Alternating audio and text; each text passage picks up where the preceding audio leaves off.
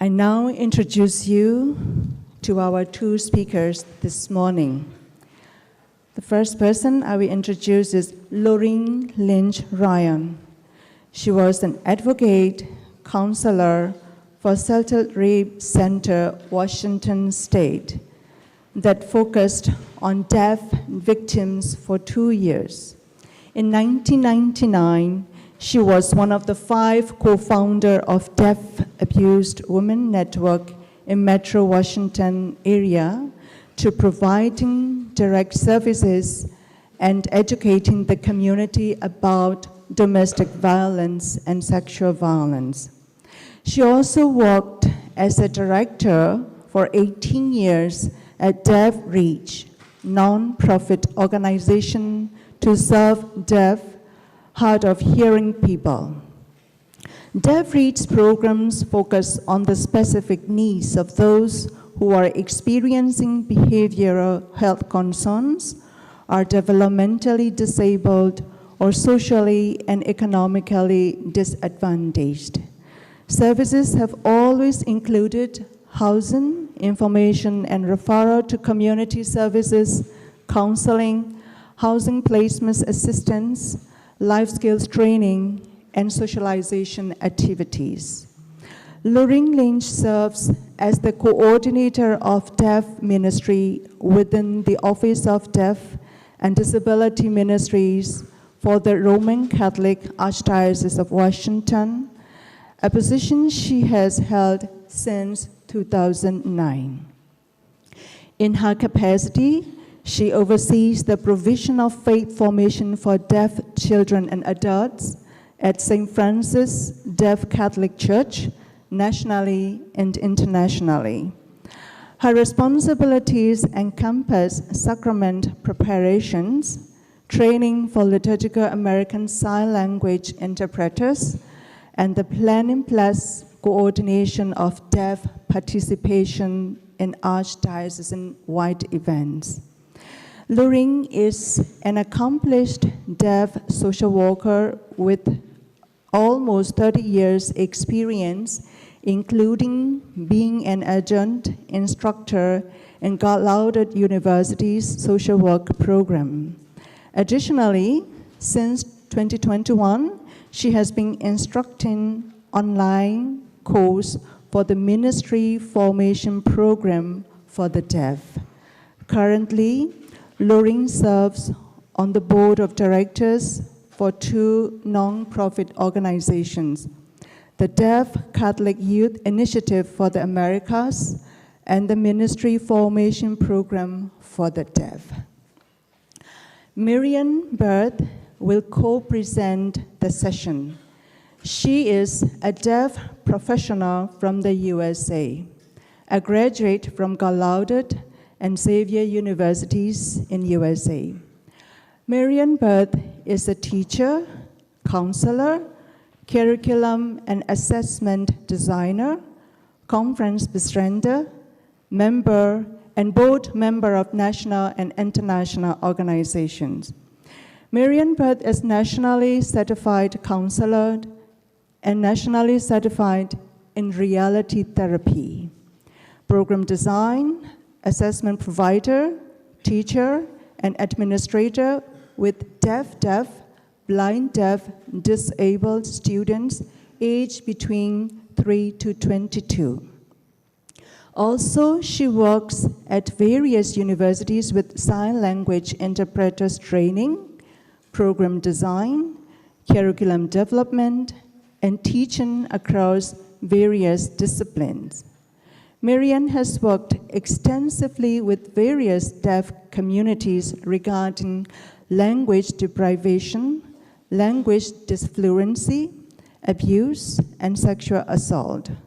She has contributed and written guidelines in the reality therapy journal regarding deaf culture and therapy with deaf populations. Additionally, she works with various deaf ministry organizations, designing and teaching ministry for and with deaf communities. Let us welcome them.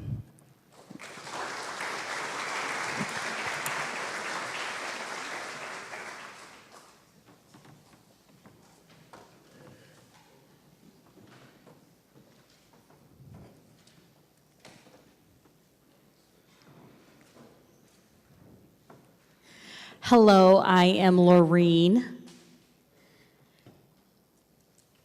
Both of us will be using American Sign Language throughout this presentation. Our voice interpreters are sitting in the front row. If you have any questions, we will have a question and answer period. They will interpret the question, so feel free to be yourselves. I hope I'm not talking too fast. Our agenda will include some background on deaf culture, and then we will dive a little bit more deeply into deaf and abused, and what tools to provide to you in offering resources for your community. So I tend to sign fast, so my interpreters may have a little bit of a lag time, so please bear with me, not with the interpreters, because she's just trying to keep up with me. So I'll try to slow down for their sake. It's a tough job for them.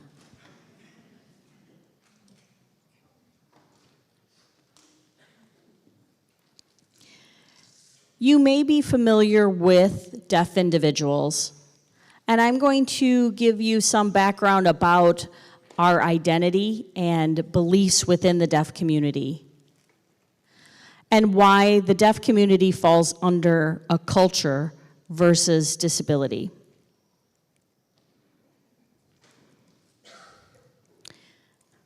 On the next slide, I'll go a little bit more in depth about what it means to be deaf. Deaf people refer to themselves as members of the deaf culture. We do not identify ourselves as handicapped or members of the disabled community. We can do anything except hear. Otherwise, we function just like everyone else.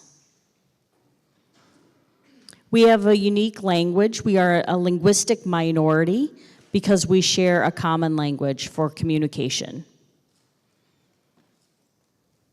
And this also applies to our deaf brothers and sisters in other countries, our Australian brothers and sisters, African deaf community, United Kingdom. They consider themselves a part of the deaf community as well, deaf culture, and not a part of the disability community necessarily.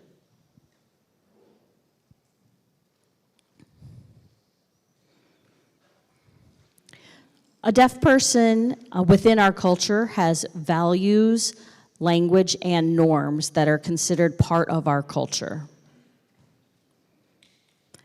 Deaf culture is part of our identity as a deaf person.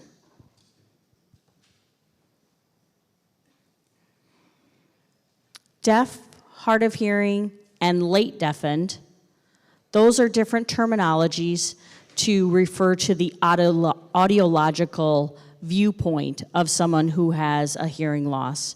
But those who are deaf, a part of deaf culture, do not necessarily use those terms.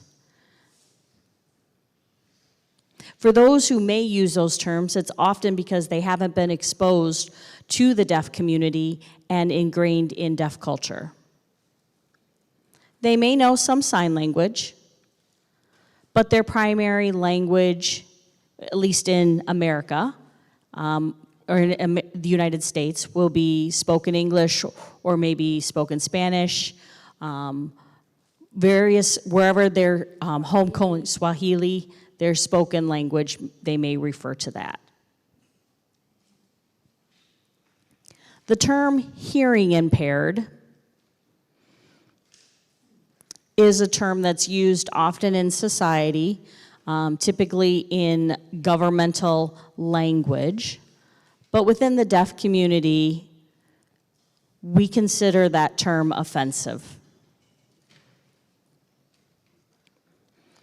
We're not medically impaired.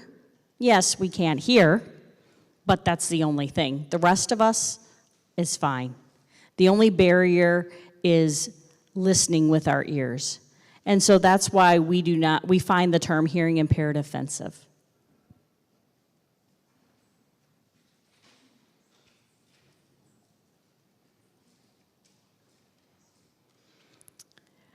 A long time ago at Gallaudet University, they had a president that was involved in the disability rights movement. And we wanted to communicate that we could function fully independently. And a board member at that time said, the deaf people are ready to fully function within the community, within the world, the hearing world. Honestly, we function fine. We drive, we work, we earn money, we buy a house, we're attorneys, we're doctors, we're CEOs for companies. So the idea that we can't function within the hearing world is a misnomer.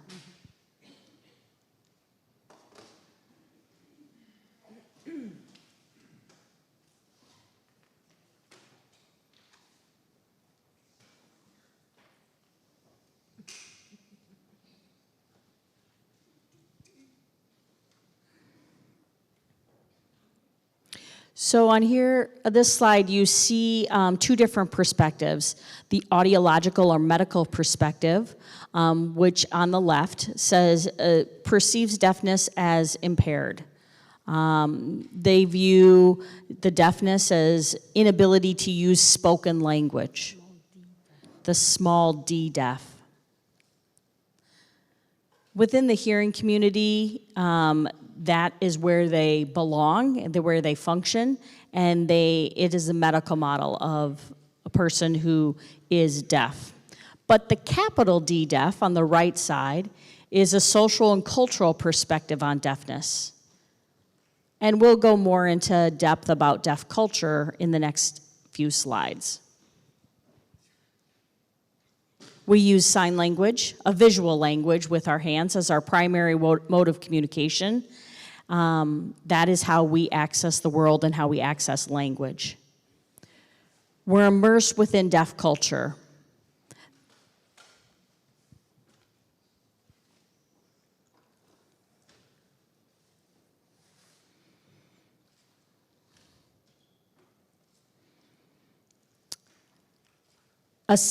Culture and community is a set of common learned behaviors and perceptions based on the shared or common experiences that shape the values and norms of deaf people.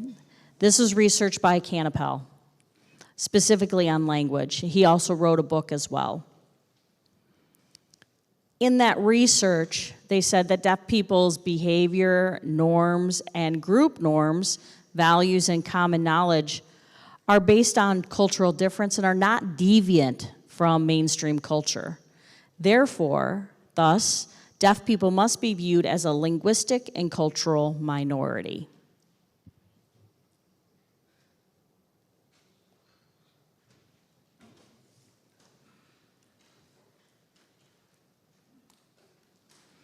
Many deaf people have different paths to arrive within their community of deaf culture. Sometimes they're born deaf and they're placed in mainstream school with other hearing individuals, and they may not know how to work with individuals who are deaf or hard of hearing.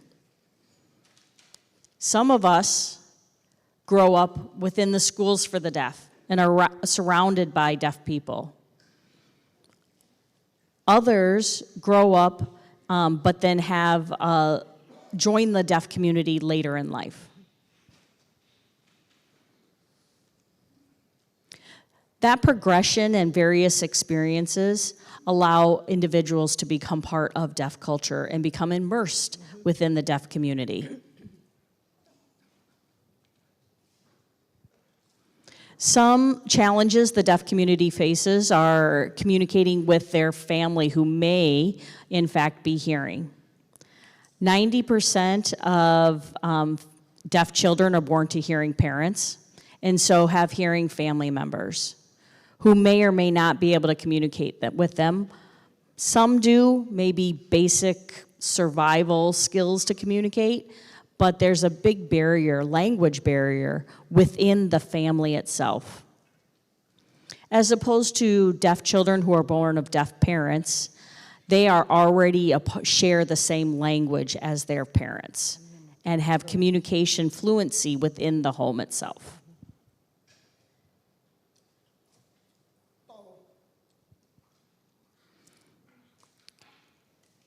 So they have a common language, common values, attitudes, beliefs, tradition, literature, art, all a part of the deaf community, and in different countries as well.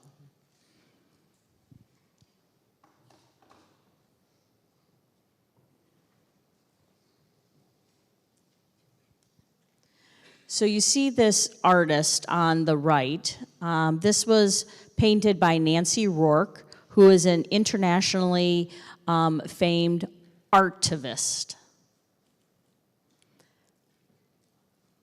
She focuses on painting various artwork that portrays deaf themes, that expresses and affirms resistance, liberation within the deaf community. Because within the deaf community, we have a common experience. We all face very similar barriers. And oftentimes, decisions are made for us, without us.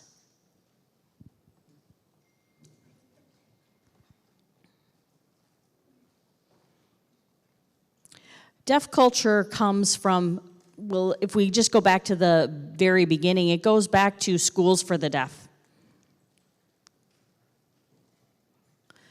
Either medically or professional doctors say, you know, it's better to put those deaf people in the school for the deaf because they can communicate with one another, but they can't communicate at home.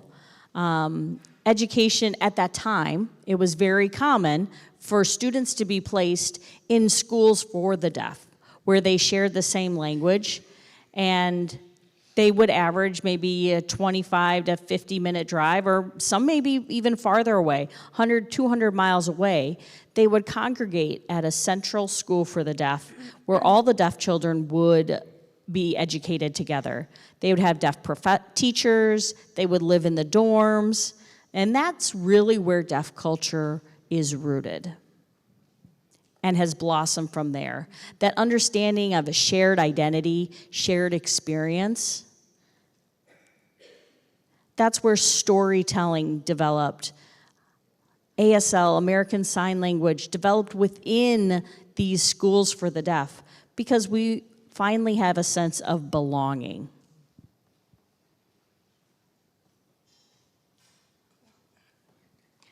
Clubs and organizations are also a rich part of our history.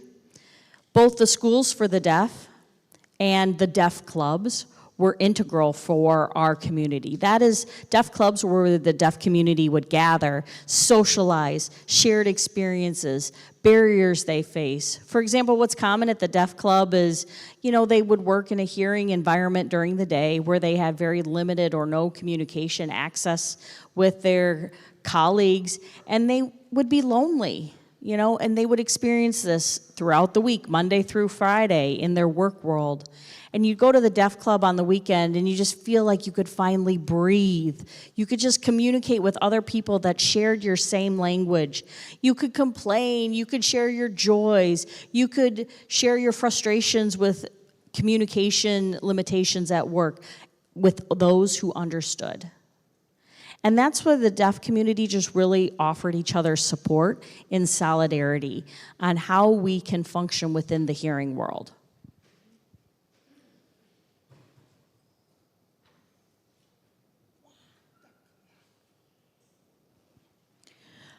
Unfortunately, the deaf clubs have been in decline. In the past, they gathered very frequently. This was a common part of our culture. But now, as our culture has shifted, deaf clubs are becoming diminished. You know, as technology has progressed, people use texting and FaceTime and video phone to communicate, things that are easily accessible. So they don't have to go to the deaf club to talk to their friends.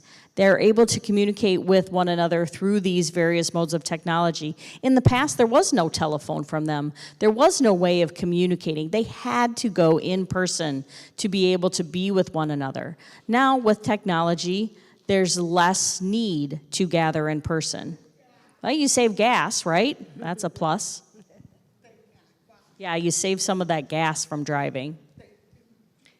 It saves also money on food because you don't have to feed everyone. Right, Maryann?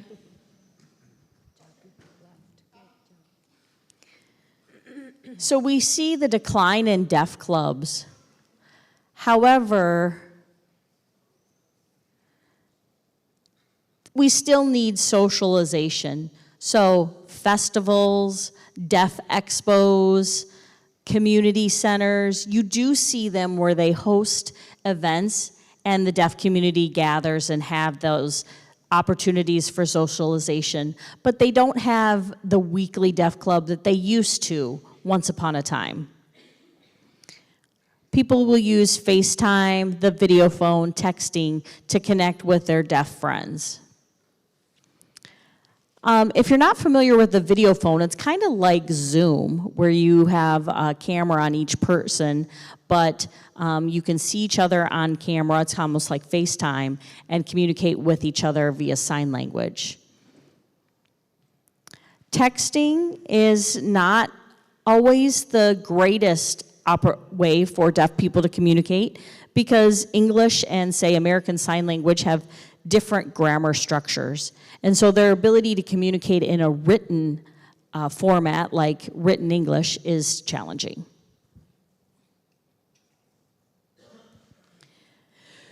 We have various organizations that allow the deaf community to feel like they belong.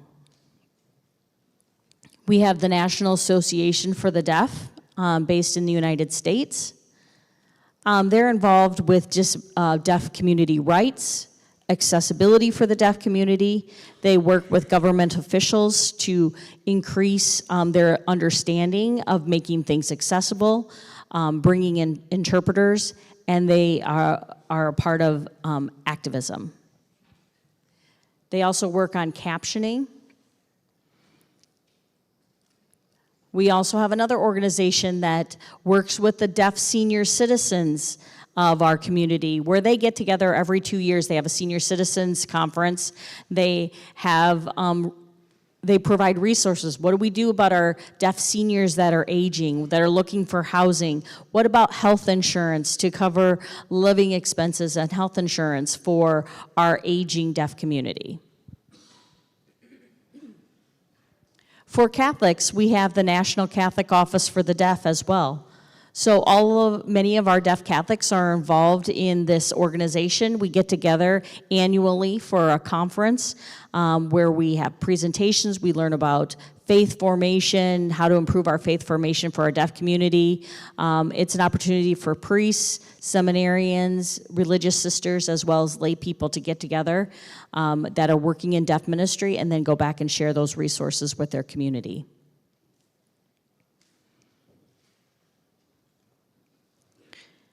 In my situation with Maryann, we have formed another group that's the Deaf Catholic Initiative for the Americas,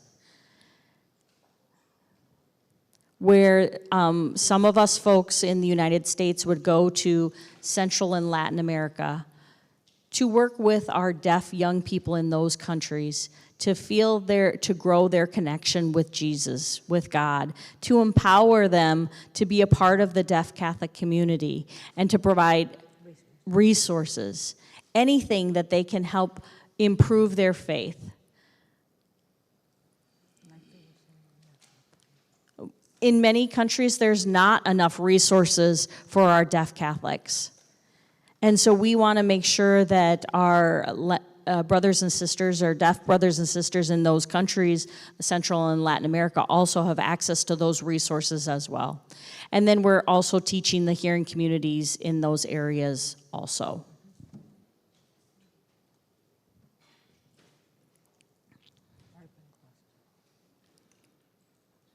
So people gather in a place where they tend to gather in urban areas where there's more organizations, there's opportunity for access. Like for myself, I lived in Northern California of a population of 2,000 people, and I was isolated. There was no one really to communicate with, no organizations I could be a part of. So I moved to Salem, Washington, and I finally found the deaf community there. And I found a job opportunity, and I got involved with the deaf community in Salem. When I went back to my hometown, there just wasn't an opportunity for me to stay there. So I stayed in Salem, Washington, where I had access to the deaf community, access to work. And then I attended Gallaudet University. At that time, it was Gallaudet College. And I moved to Washington, D.C., and that's where I received my degree, involved in the deaf community there, and that is where I settled. I do go back to Salem once in a while, but my late husband, he grew up on the East Coast, and so we stayed on the East Coast. But in my hometown in California, there just wasn't a lot of opportunities or access for me. So you see this in deaf communities. They may go to a college where they have access, more access for the deaf community, and they end up settling in places where they feel like they have access, opportunities for education, for employment, as well as access to services.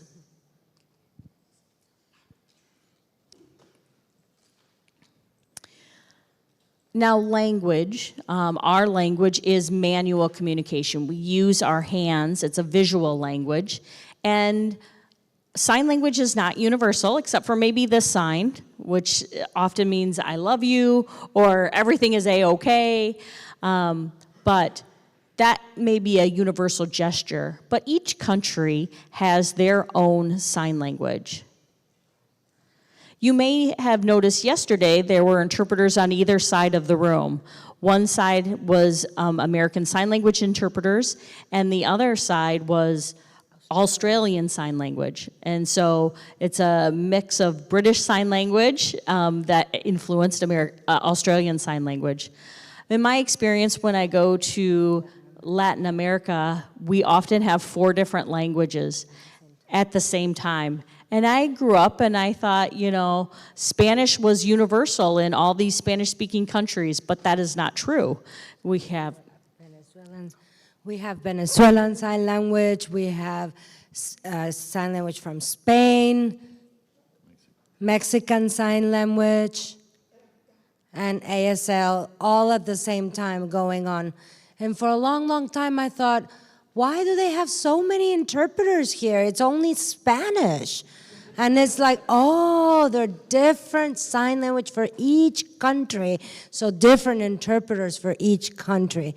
So I asked the hearing interpreters, and they told me that Spanish also has different accents, different modalities, different words. So, oh, that's the same with sign. I understand, and I learned that for myself. Therefore, sign language is not universal. But within the deaf community, the most important thing is that we have access to language.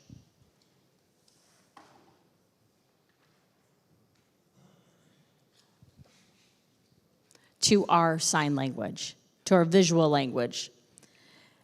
Deaf people are best described as being bilingual because they use 2 languages to communicate in their daily life. As you see on the screen, is written English, but I'm using American Sign Language as my primary language to communicate. So we are often bilingual individuals, both within our community as well as in mainstream society. Linguistic competence can vary greatly between the 2 languages. Some people are fluent in reading and writing written English. Some of them are way better at that than I am. So it just depends on where you grew up, what exposure you had to education, your teachers. That made a big difference on your development of a written language. Some people may also be disfluent or semilingual, either weak or limited in one language and or both languages.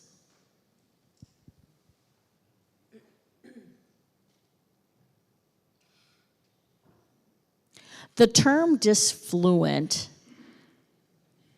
is really rooted in language deprivation. It's a part of ongoing lack of access to language and language acquisition. Most folks learn to, say, speak a spoken language within the early years of your life, right? 0, 1, 2, 3 years old. You start learning your spoken language. But for deaf people, often they may not realize that they're deaf, and therefore they are not exposed to language when they are very, very young. And so they also may not be exposed to language until later. And so that leads to language deprivation, and you see that impact the rest of their lives. Maryann will talk a little bit more about that in detail.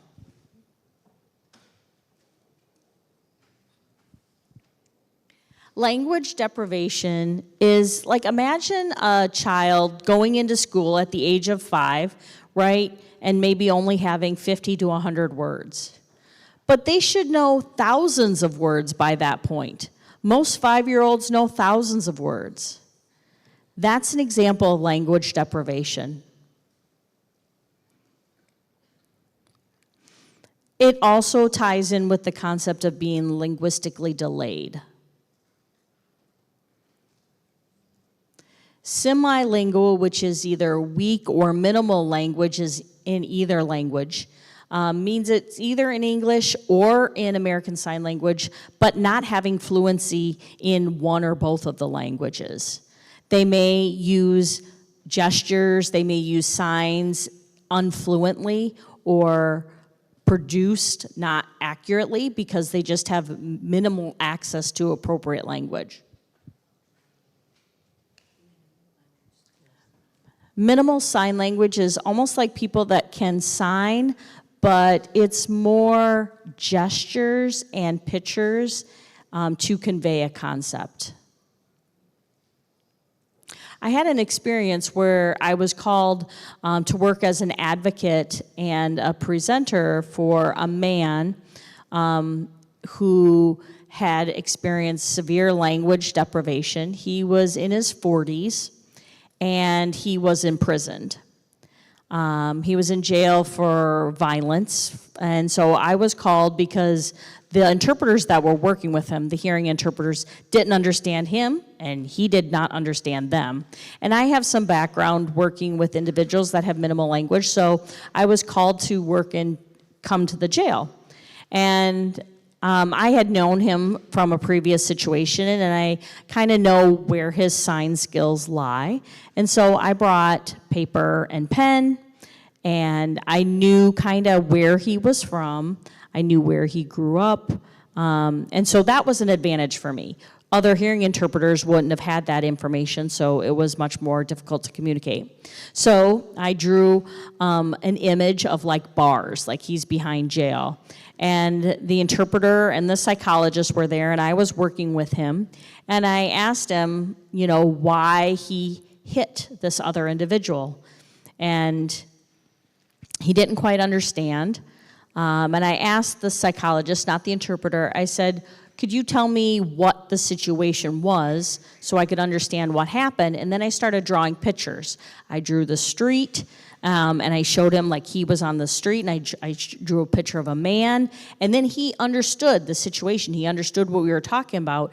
And he started explaining. As soon as I was signing, the interpreter understood. She did not understand his signs, but I could understand him. So I said, it was in the street in Washington, D.C., and you went a ways, and we found, where the house was located in a back alley. And the most important thing is you have to know the area, you have to know the people you're working with. So fortunately, I was familiar with D.C., and so I was trying to figure out the area he was describing to me. And then once he explained what happened, and I was able to relay that information to the interpreter by using communication styles with him that met his needs. So it was pictorial and drawing pictures. It took a long time to get the information, but for the psychologist to be able to decide if he was fit to stand for trial or not.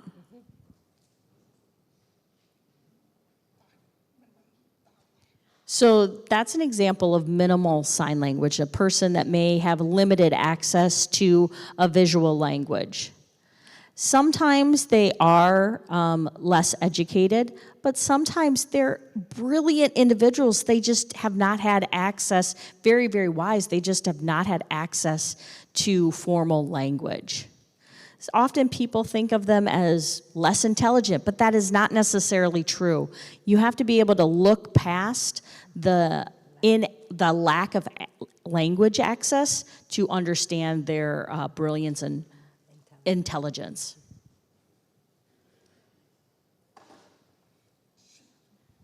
So now I want to shift to values, traditions, and norms. So our values are based on visual orientation. Deaf people will gather at deaf clubs, at schools for the deaf, and they like to share stories and share humor and signs that they've seen. They share art that's all part of our community. And they share that we have information on sign language literature, research, and our deaf heritage is very, very rich.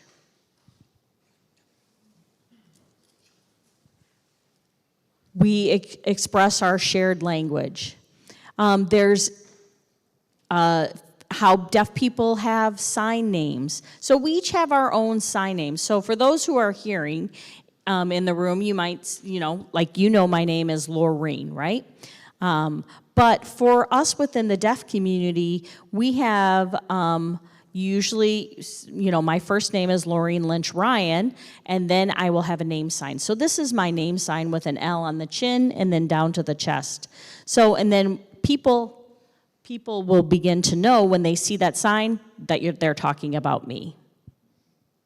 Maryann, her name is Maryann Barth. She has a name sign like this, M-A on the chin. And many people know when they see M-A, that sign on the chin, they know we're talking about Maryann Barth. And you don't have to fingerspell her whole name.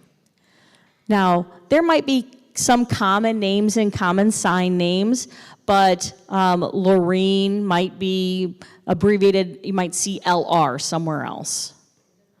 Or you may see Laureen R, just to identify that if there's another Laureen or another person that has a sign name that's very similar to my own.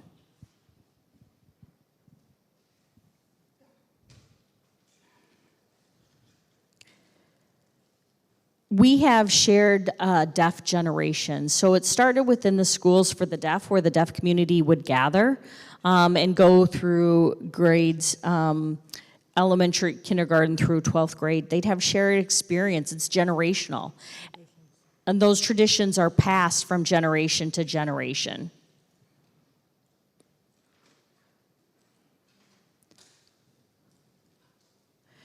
But so typically traditions are passed from generation to generation within your family. But traditions within the deaf community are passed through the deaf community. How the deaf community is educated, they've learned from one another over the course of time, and it's expressed through a shared language.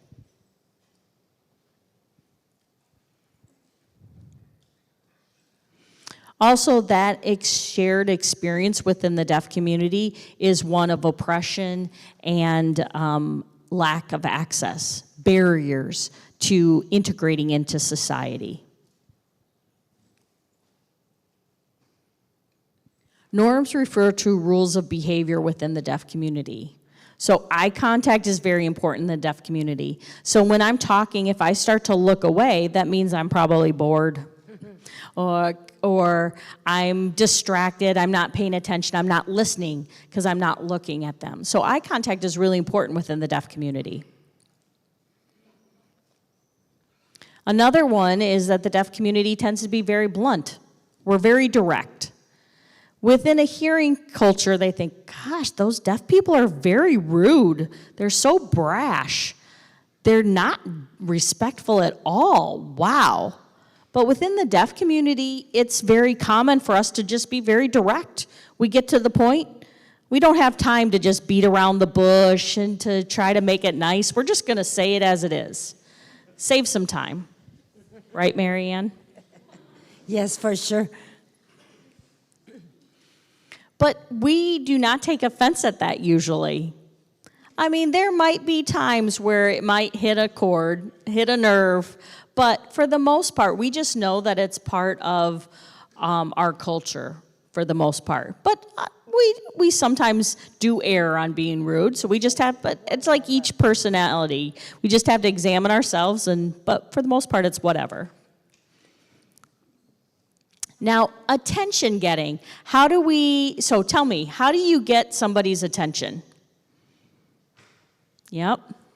You might wave, tap them on the shoulder, you might hit the table, you might wave like this. Yes, turn the lights on and off. Exactly. People think, gosh, those deaf people are pretty noisy.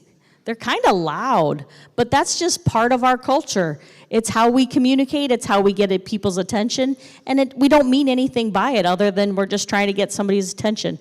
If you come up and tap my shoulder, some people will be very surprised, kind of freaked out that you touched them, but within the deaf community, that's very normal. It's very accepting, very appropriate to touch somebody on their shoulder, to get somebody's attention, to tap them on the leg or on their upper arm or shoulder. Those are okay places. Oh, one more, you may see people stomp their feet to get attention. That is also part of our culture.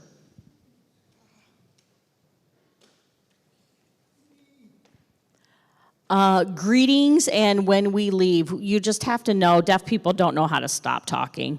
We are getting ready to leave and you open the door and you say, hi, how are you doing? I haven't seen you for a long time. And they're talking, they're like, oh, we got to know the whole history. Where are you from? We barely walked in the door.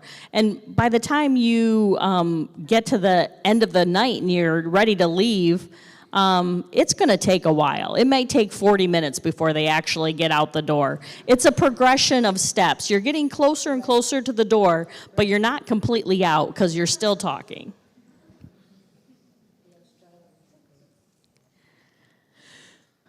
So our values, norms, and traditions this is part of our culture.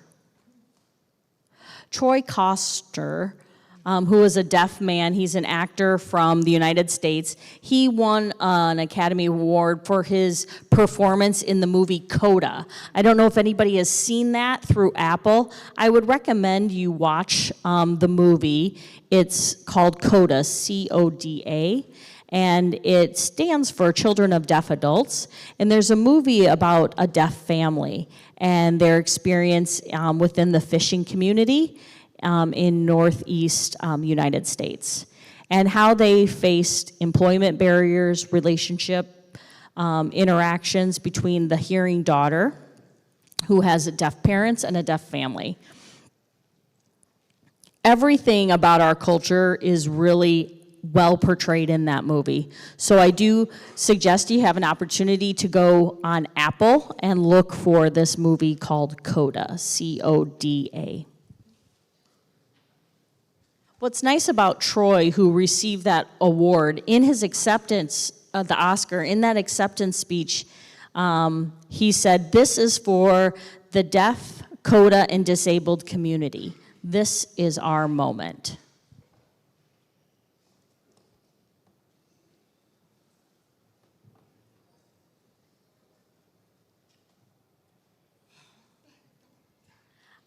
I'm going to highlight a couple of these, but within deaf culture, there's just some characteristics I want to highlight. We are a collectivist community. So within the collectivist community, we just know what's going on within the deaf world. We share experiences. It's very close-knit. We support one another.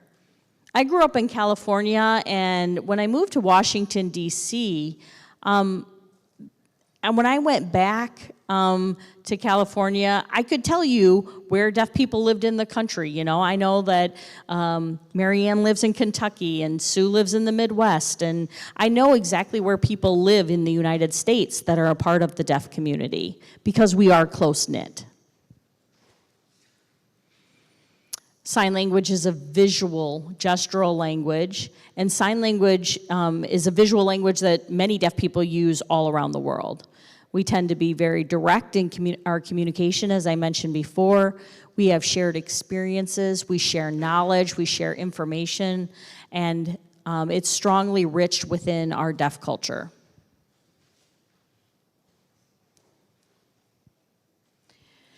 Accessibility in today's world has improved. We have more access to interpreters. Without our interpreters today, we wouldn't be here. Our belief is that it's important for the hearing community to hear directly from deaf people, and not just what the hearing people think deaf people want, but to have the deaf people present so they can share what they really need. You need individuals who are immersed within deaf culture to be at the table, to share the right information. Because we get it, we understand each other. Even if we don't share the same sign language, we understand one another because we have shared experiences and we connect. Captioning is also very important in our world. Movies, videos, we're working hard to make sure that YouTube has things captioned or subtitles or even auto-generated captions. They're not great, that's for sure, but it's something. Our cardinal actually gave a homily in Washington, D.C., and the captioning said something that was completely inaccurate to what the cardinal said. And I was like, that does not sound like something the cardinal would say. And I said to a friend, I said, what did he actually say? And so we want the captioning to be fully accessible, to be accurate. You know, we want to make sure that we're accurately portraying what our bishops and cardinals are saying. Assistive technology is also important. Our phones become assistive technology. FaceTime, texting, all of those communication apps we rely on. So technology is huge within the world. Have you seen the movie in 2001, Space Odyssey? I saw that at one point and I thought, oh gosh, that is never gonna happen in real life. Sure enough, we're living in these times where those movies now become reality. So thank God for that. Lack of access is the major barrier for the deaf community.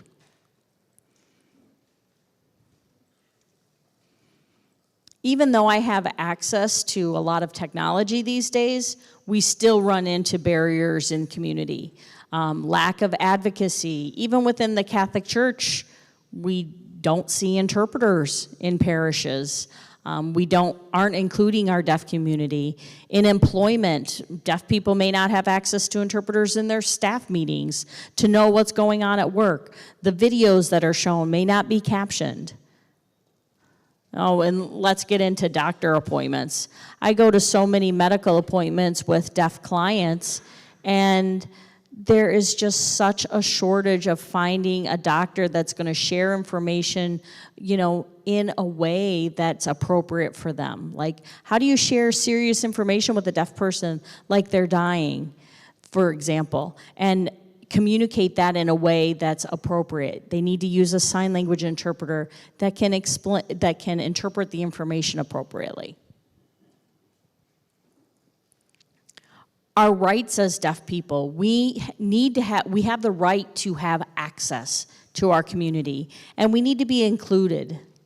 We need to be included within hearing society. We always feel marginalized and set apart and not a part of the hearing community. And we are fighting for access equitable access within the world. I mean, we do the same thing as everyone else. We read, we chat, we enjoy books, we enjoy movies, we have families. We just want to be fully included in the world. The only thing we can't do is hear.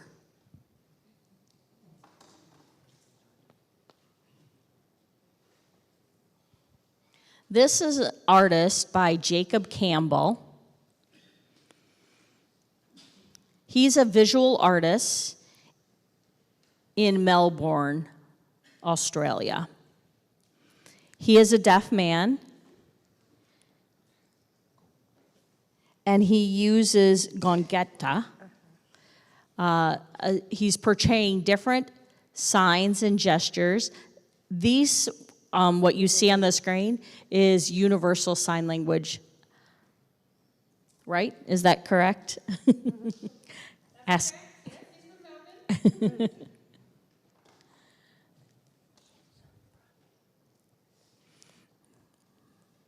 Mel, that's the sign, correct? Did I sign it correctly? Perfect for the town. So there is solidarity within the deaf community unfortunately, through oppression. Deaf people have faced an ongoing struggle of oppression historically. Discrimination, paternalism, but yet we survive. We have education, we have information, we try to educate the deaf community, but it's an ongoing battle. We still face that oppression.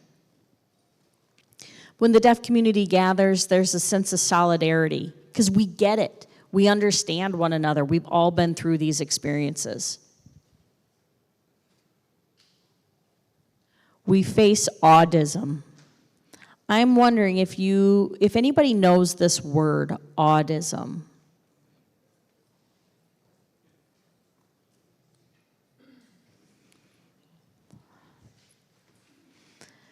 So you might be familiar with the terms racism, sexism, ageism. Autism is what we see in the deaf community, an ism, a discrimination that we face. And it's not just hearing people. I will admit this happens to deaf people themselves, where they oppress each other, or hearing people oppress deaf people. It's based on the negative medical model of thinking that a person who can't hear is less than, has a lower status. It negatively looks at deaf people that they need to be fixed. They're disabled. They need to be fixed. Something's wrong with them.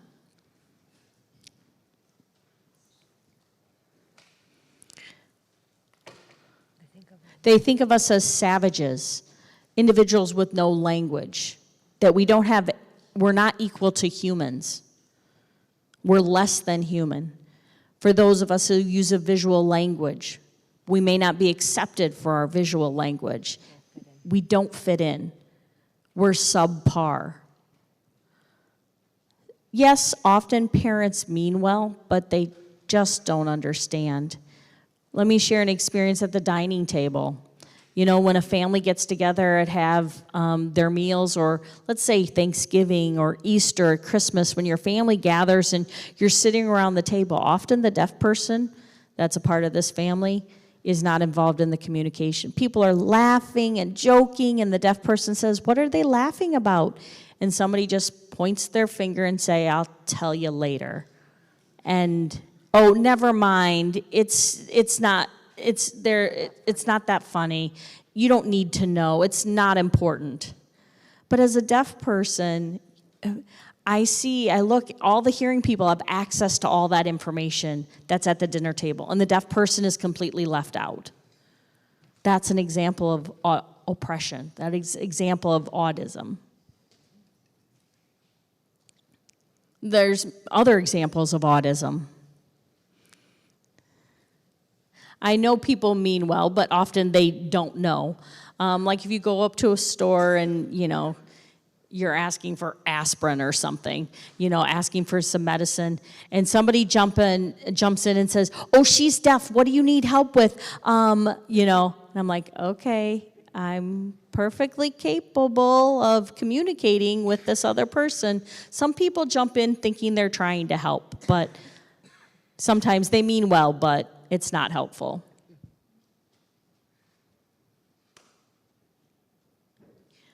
People will also ask, "Can you read lips? Can you write?"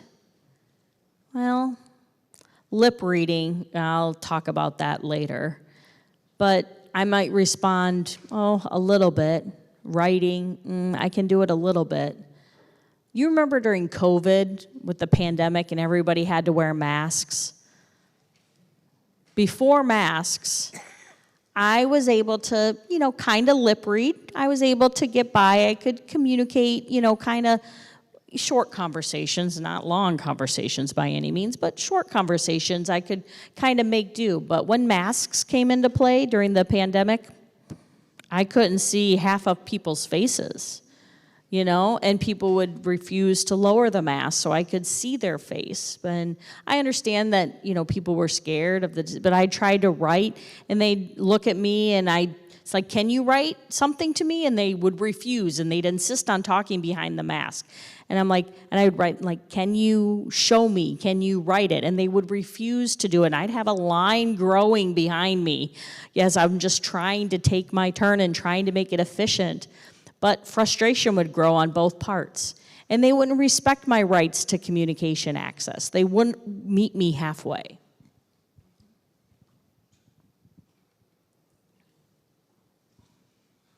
Or another example of autism is like, I'll make the phone call for you. You can't do it. I'll do it for you. Some of you guys might relate to this one. They say, you deaf people, would you mind toning down your facial expressions, your body language? It's really distracting. It's very, but our facial expressions, our body movements is all part of our grammar in sign language, and Maryann will talk a little bit more about that. But we face various autisms, and these are just a handful of examples.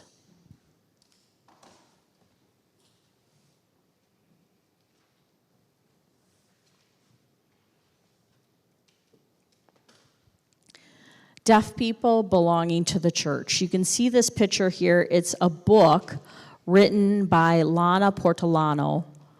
There's only one book out there that really is focusing on deaf people and their experience within the church. This is a great book. Her daughter is deaf, and her daughter comes to my parish. And she received her sacraments of First Communion and Confirmation at our church.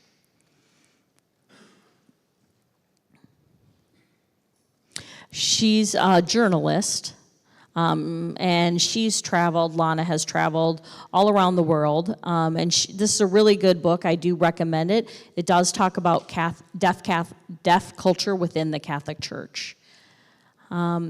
Many deaf people have strong experiences of isolation and communication barriers within the church because they just aren't able to communicate within the church. The church doesn't tell them what's going on. They're not a part of events. They're not a part of, they don't have access to language within sacramental preparation. They get their sacraments without interpreters. They don't have a sense of really understanding what the sacraments are about. However, once deaf churches came along and we have priests that use sign language, and deaf people are becoming more and more involved in the church. And you can see the hunger that deaf people have for their relationship with God, to be Catholic, just the opportunity to gather and learn together as Catholics. You can just see that strength there. And it's an opportunity for them to socialize after Mass every Sunday. And this applies all over the world. This is the same for deaf Catholics. So some food for thought. I want you to think about that in your communities. And this doesn't just apply for the Catholic Church, it applies for every other religion as well. They face the same barriers. Deaf people do. Deaf people want to be in community, and they want our language to be welcomed. We want to be welcomed within the church.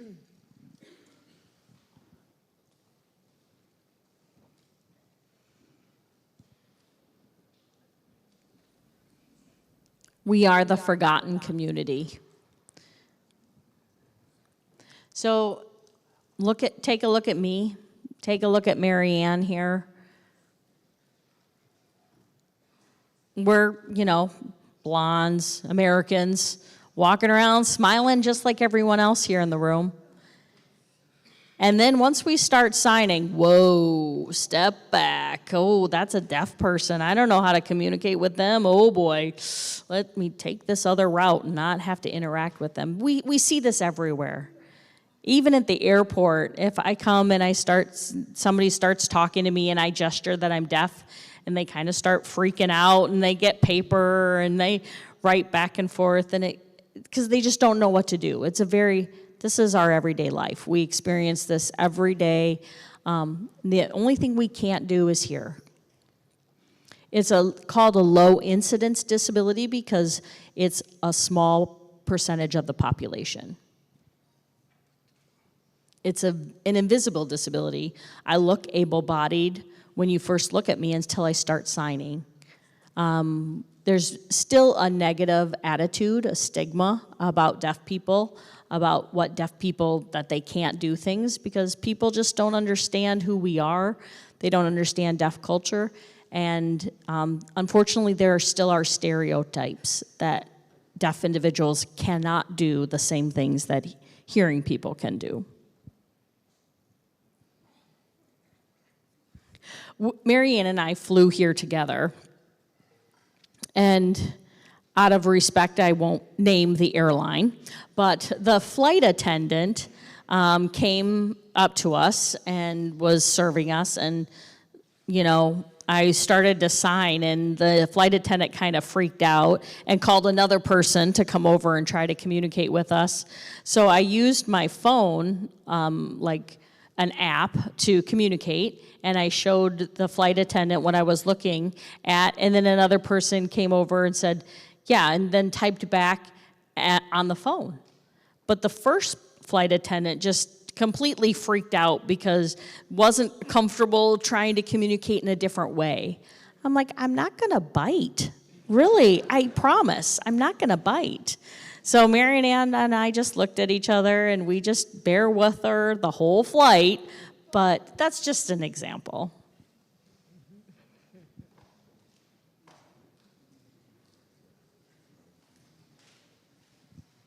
Lack of voice. So we are seen, but we're not really heard. We're not listened to. It's like, oh yeah, they see, oh, that's Laureen, she's deaf. Oh, she's that deaf person. They see us, but they don't hear us. When I try to ask a question, they'll look and move on. They'll move right past my question. So I'm seen but not heard.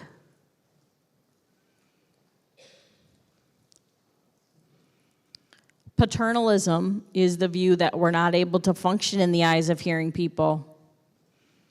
In family, in the workplace, in society, even in church.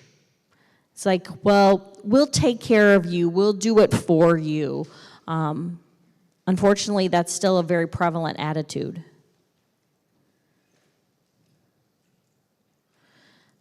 They want to do it for us, but not with us. We can take care of ourselves. We are able to share appropriate information like we're doing today. As you can see, I'm very capable.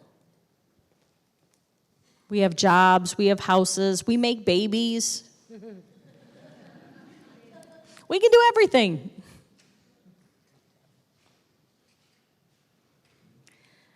So the terms disability and handicap do have different definitions. The disability is inability, some physical limitation. For us, we can't use the phone in a traditional way. But we can use video phones. We just use a different way to communicate. So the old way, we used to use TTYs to communicate, like to type back and forth, but usually it's the environment limits us. Handicap is a different definition. Maybe somebody can't work usually because of limited access, not because of limited ability.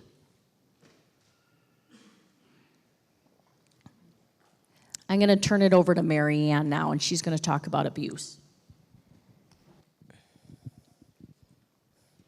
Thank you, Laureen. Thank you very much. No problem. I'm not finished. I'm not finished. She's not finished, right? It's my turn. And then back to her, and then back to me, so wait a minute. Let me explain a little bit about abuse, sexual abuse, and the different signs that we use. Look at me, and this is the sign for abuse and the sign for sexual abuse. There's two different things. It's a control and power wheel. This is the control and power wheel. And we use this for the deaf community. It has different parts in this wheel. There's physical violence,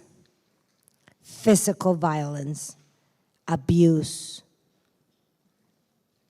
The second is sexual violence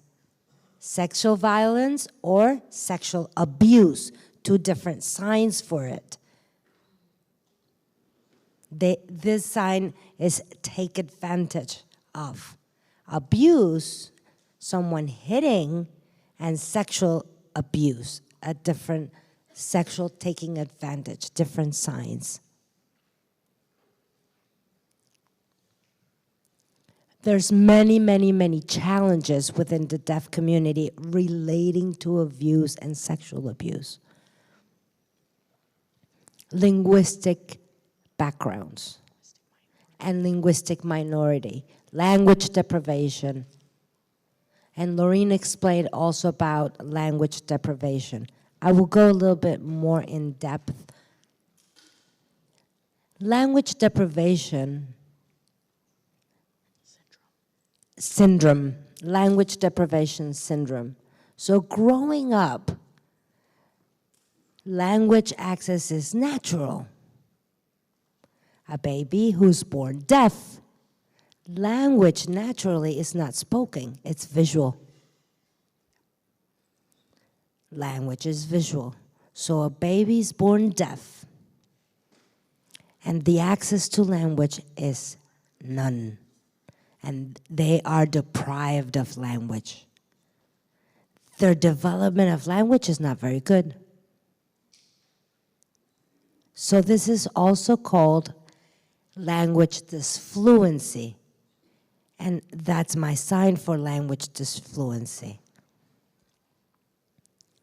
Maybe they can sign a little bit, but their grammar is not very good. It's a little bit off. So those two words, deprivation and disfluency, connect to sexual abuse in the deaf community. So again,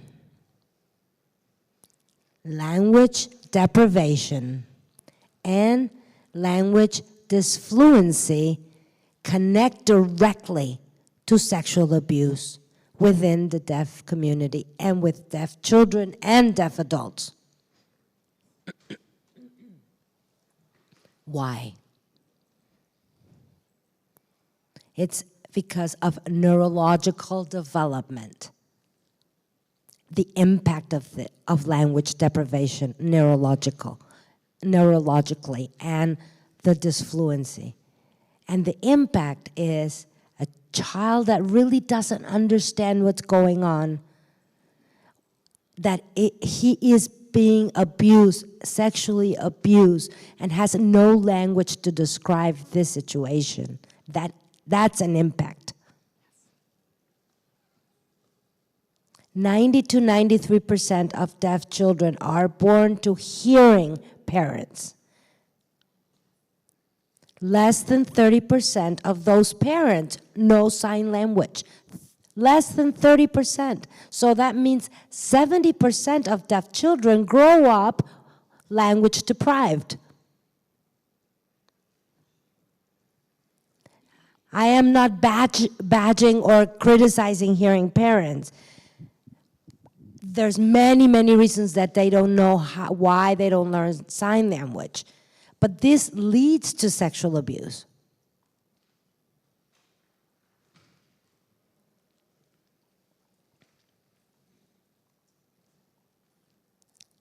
I'm going to explain a little bit about culture perspective, the cultural perspective against the medical perspective, and also the social perspective. The cultural perspective, Laureen explained about language, about culture, all of that. She did that already. The medical perspective, or pathological, is we need to be fixed. Something has to be fixed. They have to fix us. The social perspective,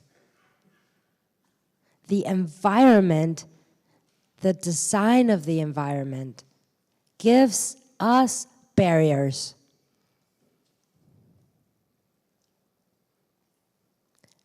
Disability and handicap, Laureen explained a little bit about this. From that social perspective, disability, I have a disability. I am deaf. In America, we feel that disability is a group, and deaf people, it's not part of that group. We are able-bodied. A handicap is also something in the environment that prevents us to do something external. So we're here, and if we didn't have any interpreters, we would be blocked. Without the interpreters, we wouldn't have access. We would be socially disabled. Deaf culture, deaf community, trust, and confidentiality are so important. And let me explain a little bit more about that and how it relates to sexual abuse. The term, hot term, vulnerable. Ooh, hot term. Look at the sign that ASL uses, not for a very long time, but just recently. A long, long time ago, the sign was the same as a weak person. Hey, we are not weak. We are not weak. So that sign, that concept really wasn't the right concept in sign language either. So there's a lot of discussion in the deaf community. And what really actually vulnerable means for me is there's no power. Power gone. That's the sign. They took away my power. That's our definition of vulnerable. I will go on into statistics a little bit more deeply. Deaf compared to hearing people. Abuse and sexual abuse. Laureen talked about touching and saying hello and deaf culture values, touching. With language deprivation and language disfluency, really, some people don't understand what's appropriate touch and what's not appropriate touch. How do you teach that? What's appropriate touch to a deaf person and what's not right? You have to teach that directly to the person. Education. Oof, it varies so much all over the world. Education and teaching children, it just takes so many different schools for the deaf, mainstream schools. You have homeschooling, you have no school. So there's so many different ways that education impacts abuse for deaf children. Grooming. I'm going to sign this, grooming, the palm on one index finger. So this index finger is the person. And the other one is kind of with the other hand, sweet talking them with their signs. So they're kind of, the hand is touching the person, and that's the sign for grooming.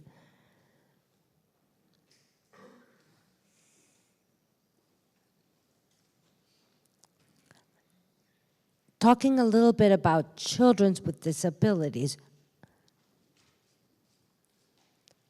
Yesterday, we heard Baroness Sheila talking about disability. I took this from Chicago, Illinois, in the USA. The group is called Stop It Now. 90% of children with a disability have experienced sexual abuse. And they know who that person is. 90%. 33% plus. 33% of the time, 33% of the time, a little and maybe more, children are sexual abused, and the abuser, it's 18 or under.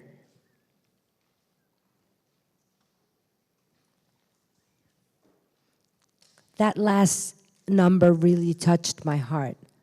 Up to 88% of sexual abuse is never reported to the authorities. Never reported. So if my math is right, someone check my math, please. It means about 12% of the situations that are really of sexual abuse are really reported. Only 12%. Let me talk a little bit about sexual abuse in the deaf community and abuse. This is from a UK study. From the hearing world, in the children that are hearing, and the deaf world. Deaf children are 5 times more likely to be abused than their hearing pairs. That's a UK study. In the USA, they say the deaf are 3 times more likely to be abused compared to the hearing peers. Domestic violence. If there's 4 deaf women, one of those 4 deaf women will experience domestic violence. And sexual assault. Remember, domestic violence includes a lot of this, but sexual assault and sexual abuse, a deaf woman, or 3 deaf women, one of them has experienced sexual assault.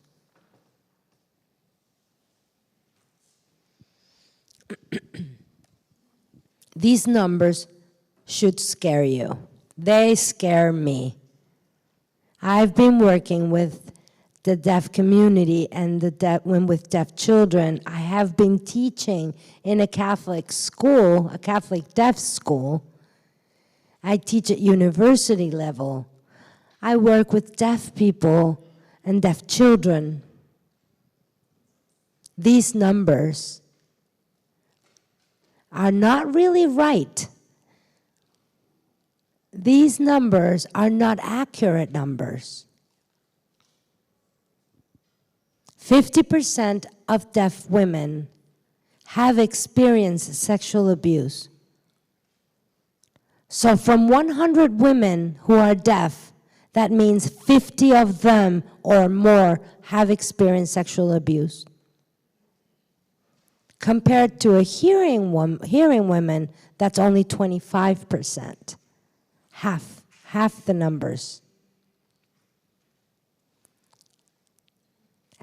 With deaf men, 54% have experienced sexual abuse, compared to only 10% 10% of their hearing males. Woof, woof. So for you, if you meet a deaf child, a deaf adult, be prepared, because those people most likely have experienced abuse. These statistics and these numbers I said, they were not really true, because they're low estimates because of the barriers of reporting. Who do I report to? Who do I report to? When do I report? Does your diocese, your archdiocese, have a way for a deaf person to report abuse? Do you have a way for deaf people to come? Do they know how and what to do? How to do it? Show me.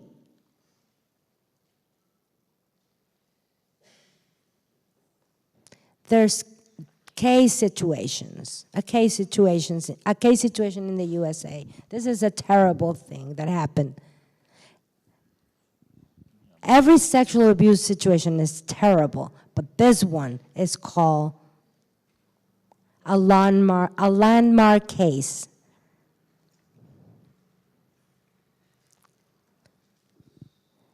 There's a movie. It's a short movie, a documentary. The name is Mea Maxima Culpa. Silence in the house of God. Mea culpa, mea culpa. Silence in the house of God. What happened in this documentary is they report of a deaf school in the USA. Do you remember recently that I was talking about grooming, right? You remember, I recently told you about this. So what happened in this school for the deaf is the administrator learned to sign beautifully. That was a hearing person, and learned and studied and communicated and socialized with deaf people, and he worked in this school. He was the boss in that school. And that person started signing to one person, to one child, knowing that their parents didn't know. Noticed another boy who signed very well, but their parents didn't sign, and started noticing those boys whose families didn't know sign language. Those families didn't know sign language, and this administrator was abusing those boys. And the child will arrive home, and what could he tell his parents? Nothing, because the parents wouldn't understand him. He wouldn't touch children whose parents were deaf, because they could report the deaf, could talk to their parents. So remember, we talked about language deprivation. Really, a kid that arrives at home and tells his parents in sign what happens, he couldn't. So growing up, he would take in all of this and hold it, and there was nobody to tell what happened. Much, much later, and this happened again and then again and again and again. It wasn't 10, it wasn't 50, it was again and hundreds of children who this person abused.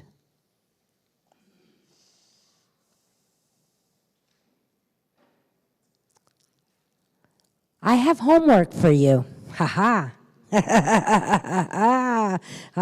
Ready? Ready for the homework? Yes? I have some of my students in the back over there. Hello to my students back there. Yay! Hey. I have homework for all of you. It's a challenge. It's a challenge. And it's also becoming an opportunity for you.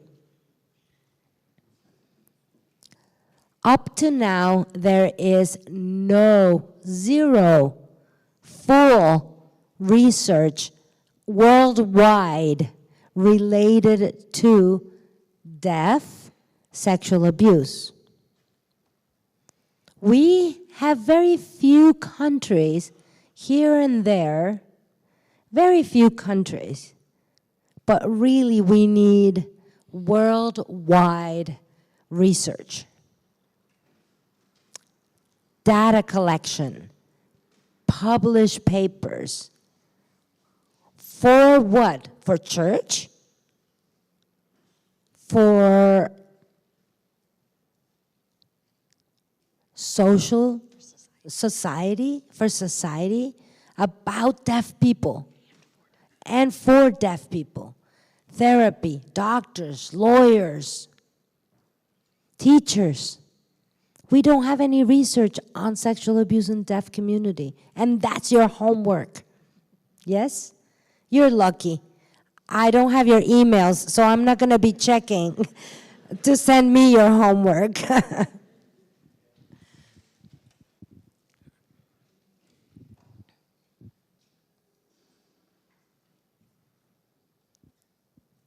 I explained about the barriers. Some deaf people and deaf children, some people believe deaf children and deaf people are not important, are not worth it. And deaf people begin to think, that's true, I am not worth it. I deserve this abuse because I am deaf and I am less than a hearing person.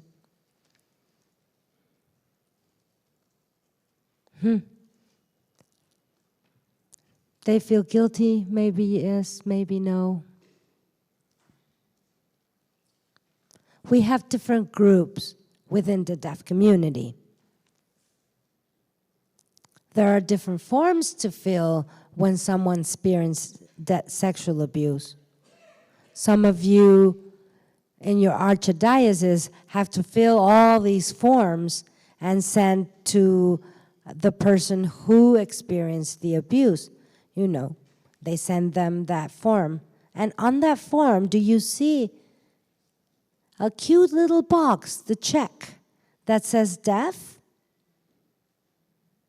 A little box that says deaf-blind? A little box that says check if you are deaf with another disability? Do you have a box that says hard of hearing? Do you? Check your paperwork.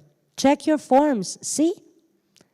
That is very important for people to know if the person who's reporting is deaf or not. A box that checks which group they are from.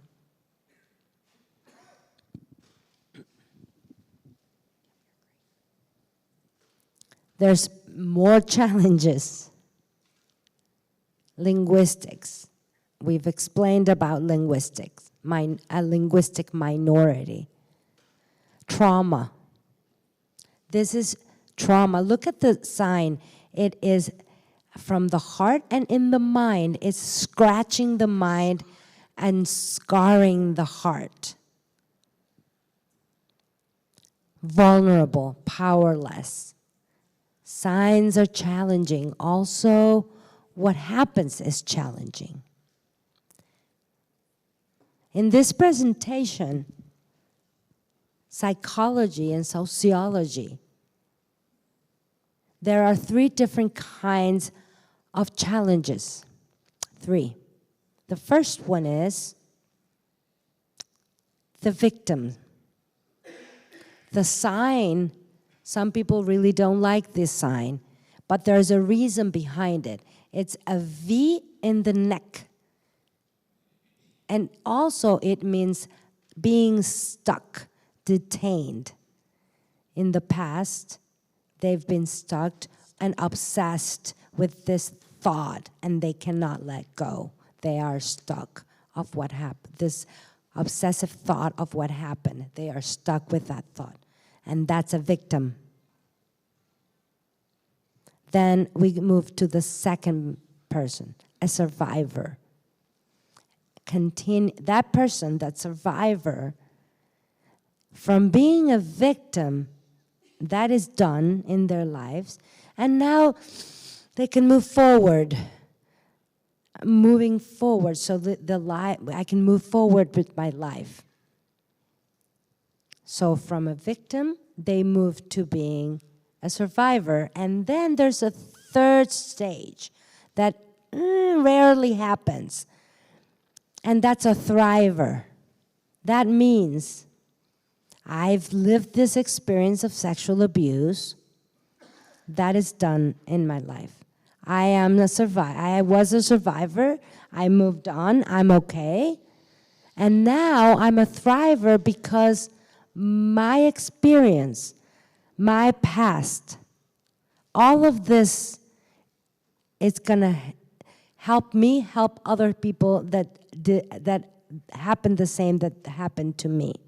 That's a thriver.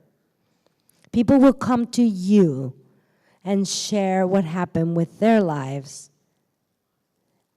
And there is an awesome opportunity for you to listen with your eyes to their signs. Maybe not understand what they're saying, but maybe draw pictures. Bring an interpreter. It depends on the areas where you live in the world, what you can do.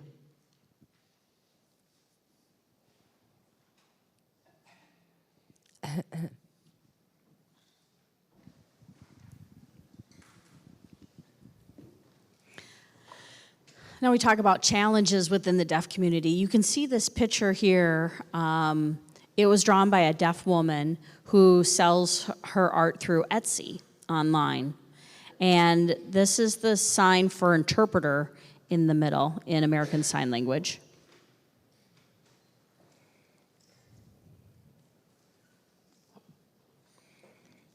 Her name is Jennifer Tandick, the name of the artist. So when we're talking about challenges within the deaf community, for those of you who work with providing services or finding resources for victims, many of those resources may not be familiar with working with the deaf community, and that is challenging because they may view a deaf person from the medical perspective, the pathological perspective that Maryann was talking about, them as being disabled. And they may not, and a deaf person may not feel comfortable disclosing because they know that the receiver doesn't quite understand where they're coming from. They may not be familiar with appropriate terms within the deaf community.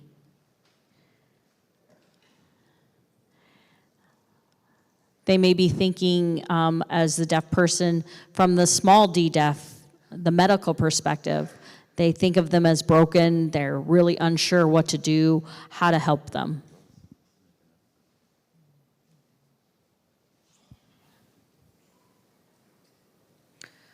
So what do?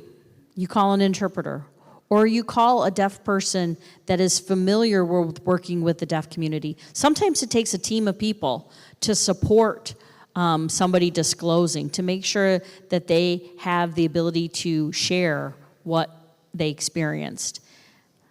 If they may not, if you don't have enough information through English, maybe an interpreter is insufficient, you may need two interpreters, a deaf interpreter and a hearing interpreter. A deaf interpreter who shares the same language as the deaf person in front of you and can communicate in a way that that deaf person that has unique language skills can communicate.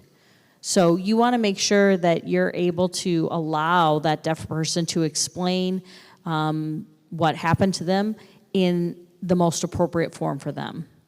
There are some standard sign language, yes, but for those who are disfluent or have experienced language deprivation, they may not be fluent in American Sign Language, in the formal sign language that's universal within that country. So they may need a deaf interpreter that works with them, that translates it more to their language that might be they've experienced disfluency. So, but a deaf interpreter is skilled with working with them.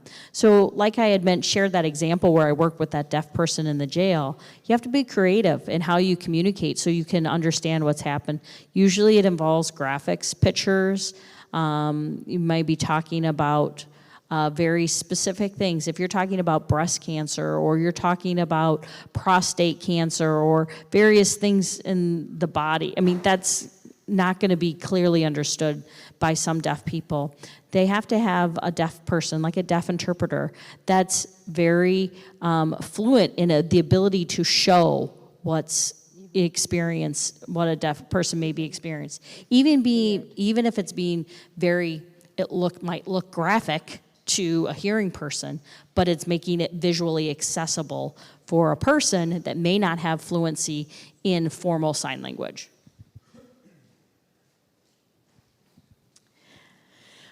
And the preferred mode of communication may vary, but it's going to be visual. Some deaf people may not communicate. Deaf people don't all communicate necessarily the same. Maybe they struggle with apraxia, or they have a low speech, or maybe they are nonverbal. So they may use sign language to communicate even though they technically can hear. For those in the world, they may speak spoken language. They may have gone through expensive speech therapy to learn to speak well. And good for them if that works for them. But just remember, it depends on their level of hearing, how much they can understand when somebody speaks back to them. Some people may not feel comfortable using their voice because their voice may not come out clearly, may come out more garbled to those who are trying to listen. Lip reading, as I mentioned before, lip reading, we can understand 100% of what's being said on the lips, right? Nope. Nope, not at all. I would say on average about 30 to 40% of what you say is visible on the lips. The rest, we're just kind of guessing and trying to figure it out. We're looking at your body language, your facial expressions, can kind of get the point of what you're talking about, but a lot of times, sometimes we're just nodding our head and going along even though we didn't fully understand. People look at us and say, oh, they think we understood them, but not in reality, we really didn't. So we prefer sign language or writing back and forth, something to make that communication more clear. Some deaf people do voice for themselves, but their voice may not be clear, right? And you do the same thing. You just smile and nod even though you really didn't understand what they said. So it goes both ways. But I would say only 30 to 40% of what is spoken is visible on the lips. So a lot of times people say, read my lips. We get to see that phrase over and over again, and that's a form of autism, like I mentioned before. Gestures, especially those who are minimal language skills.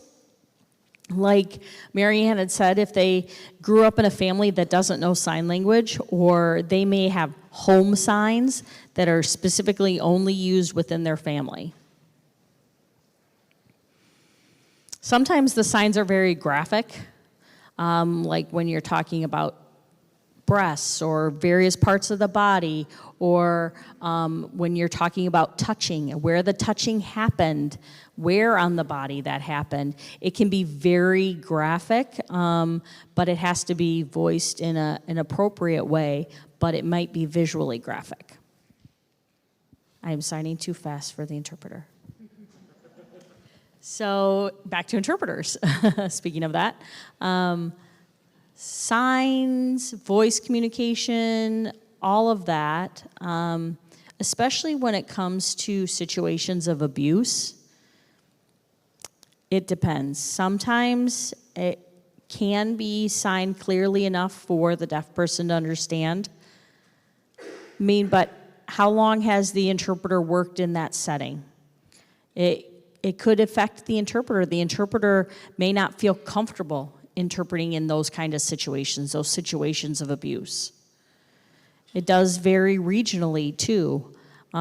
If I bring in an interpreter from another language, maybe somebody that's signing maybe from the western part of the United States and they're trying to interpret for somebody on the East Coast, sometimes it's not exactly the same.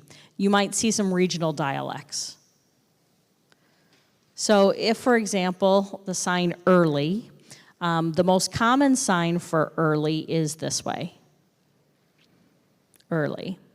But depending on where you are in the United States, some people sign early like this, off your nose or off your ear. Sometimes on the West Coast, when I grew up in California, they sign early this way, off the top of your fur. It's kind of like the sign rooster, because roosters get up very early, you know. They crow at the crack of dawn. So depending on where you're at, if you sign early regionally, another person may not understand what you're talking about. So that's an example of a regional dialect. It is challenging to hire interpreters. Children of deaf adults, CODAs, who are interpreters, they grew up using the language, tend to become interpreters. Of course, not 100% of the time, but most of the time, many children that grow up may become interpreters because their parents were deaf. And they're trained as, or they're trained as an interpreter. But note, do not assume that every interpreter is a good interpreter. They can be better. Sometimes they might be great, but so both of my kids are grown adults. I have one daughter who is a certified interpreter, and my son is not an interpreter, but he signs pretty well. And he tends to, you know, kind of help interpret for those, like if a deaf person comes into a store or a bar. He's a bartender, so he'll sign with them, and people will understand him. But he's not fluent enough to become an interpreter. My daughter's a certified good interpreter, and she is a skilled interpreter. Now, they're both my kids, and they're both both fluent, or they both know sign language, but some people do not want my daughter as they don't feel comfortable with her as the interpreter. She's not a good match for them.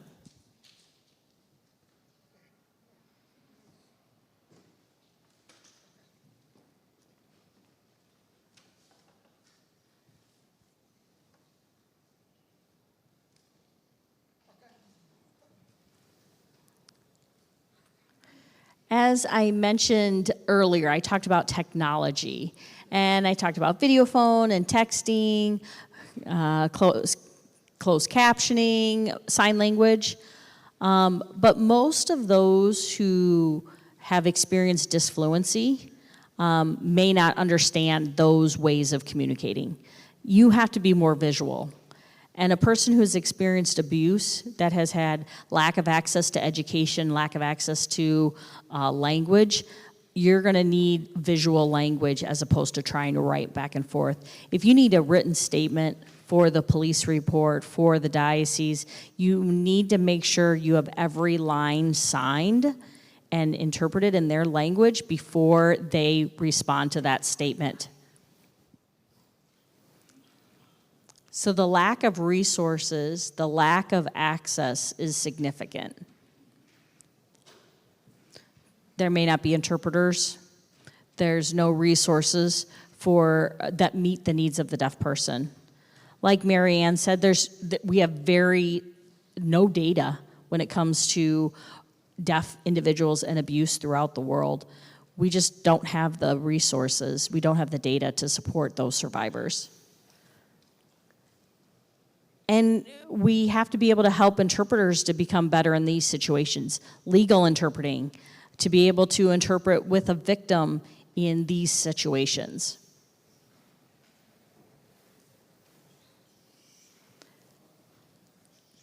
Information sharing, it really impacts trust. As was mentioned,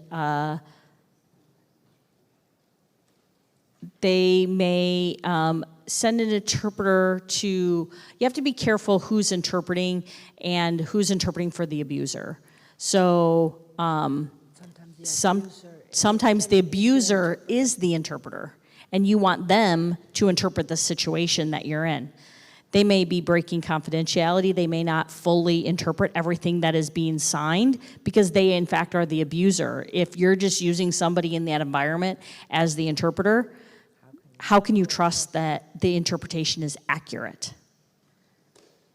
So if you ask a deaf person or have an advocate, have somebody there with the deaf person, with the victim, that they feel that can understand them, that they feel comfortable with, that they're willing to trust so they could disclose it.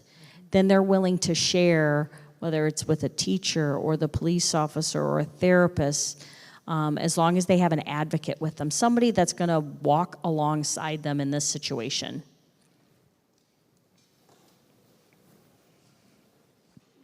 So tools, what can we do? What action can you do?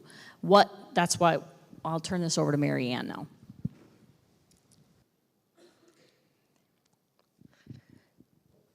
What can you do?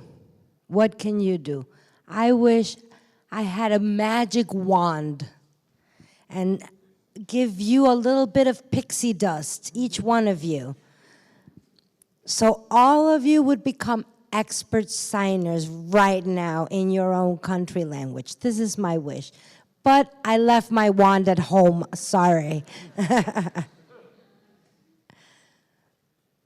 So what can you do? First, your attitude. Ooh.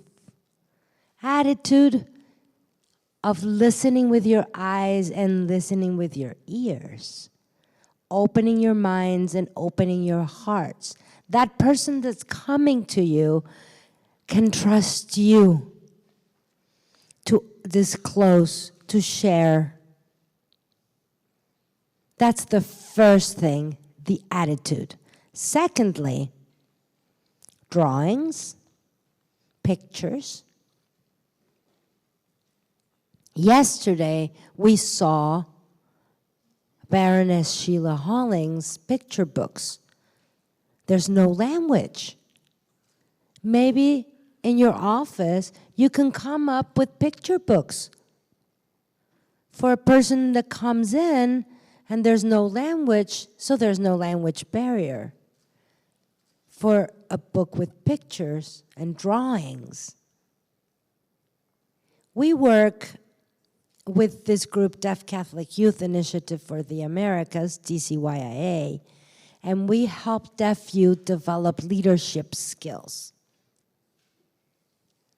Every time we have an encuentro with that group, every time, for 22 years, people, young adults, come up with us and disclose their experience of abuse every time. So what we do, we ask them to draw pictures. Because remember, language is different in every country. So we arrive in Panama and we sign in American Sign Language. So we draw pictures. Oh.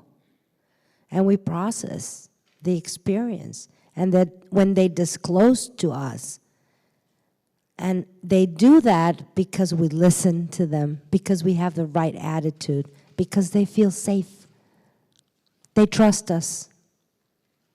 So when you go to your offices and you become a safe house for those people, and people feel safe to go into your offices and tell you what happens to them. Oh, so please, can I borrow that for a second?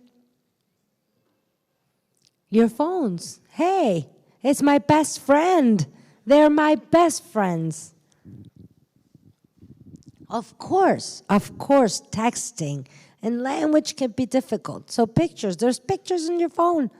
Use those. Use your phone. Use technology.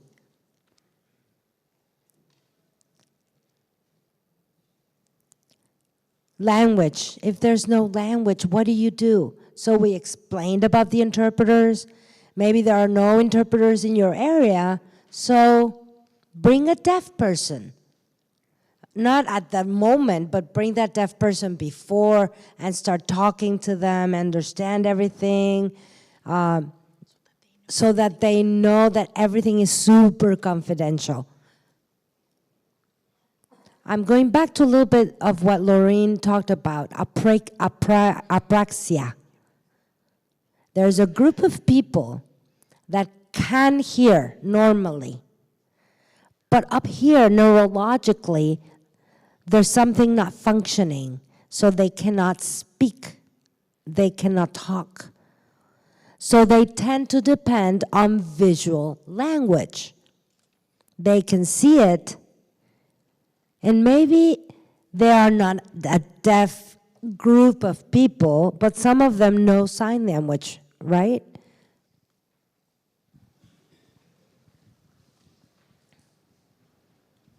We've been talking about safeguarding children, safeguarding deaf people. And now I want to safeguard all of you. What? Why? Wait a minute. I thought this conference was about safeguarding the people you work with. Why would she want to safeguard me? Why? Why? What does that mean?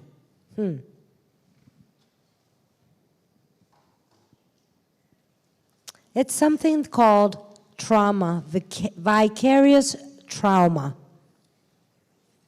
You listen, you hear stories that happen to people all day, and that hits you. It's awful stories. You are so blessed because people trust you to share their information with you, but you listen and you put it in, and their trauma sometimes becomes your trauma. How can you safeguard yourself? There's 3 responses to that, 3 ways. The negative response is, I've listened and listened and listened to this. I just feel awful. I'm burned out. I'm just burned out, finished. That's a negative response to vicarious trauma. The second is neutral response. Oh, I can manage that, no problem. I've listened, I can manage, no problem. I've listened, I'm done, I'm going home. Bye-bye. I leave that in the office. The third is more positive. The positive response is, wow, that person that just came up to me, let me know what happened, we reported it. Wow, that's hit my heart really hard. I've become very empathic, and I want them to recover, and I want to travel with them in this road, accompany them.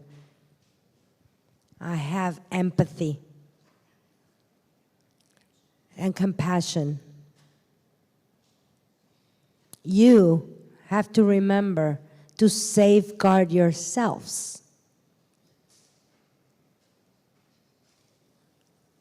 Find someone you trust that can keep confidentially what you shared about your trauma, about your experience.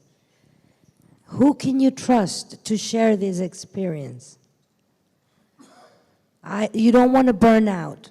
There's not enough people in this world, in this church. There's not enough people. You don't want to burn out.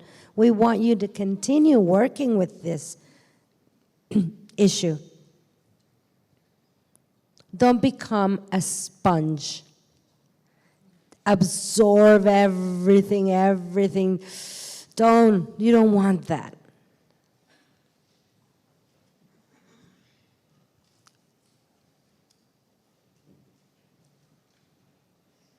Find someone, a place where you can go and disclose and open up. Please, please, please.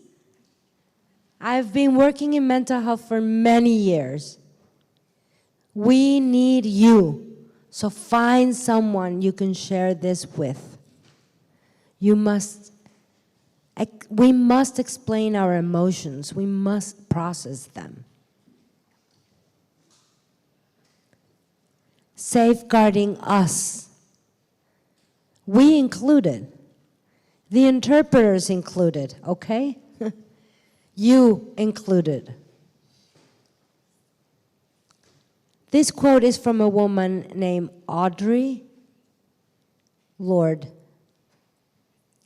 Who is this person?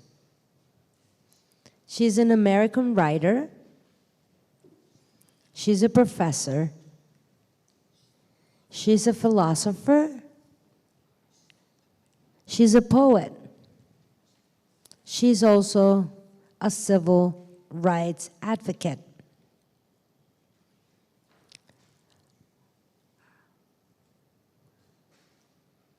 Her parents are from Grenada, that country. And the quote really hit me. I have come to believe that I need taking care of myself. It's not really self-indulgent, taking care of myself. Oh no. Taking care of myself is really so I can take care of others and I can survive and help other people. That's our job, to take care of ourselves first. And then we can take care of other people.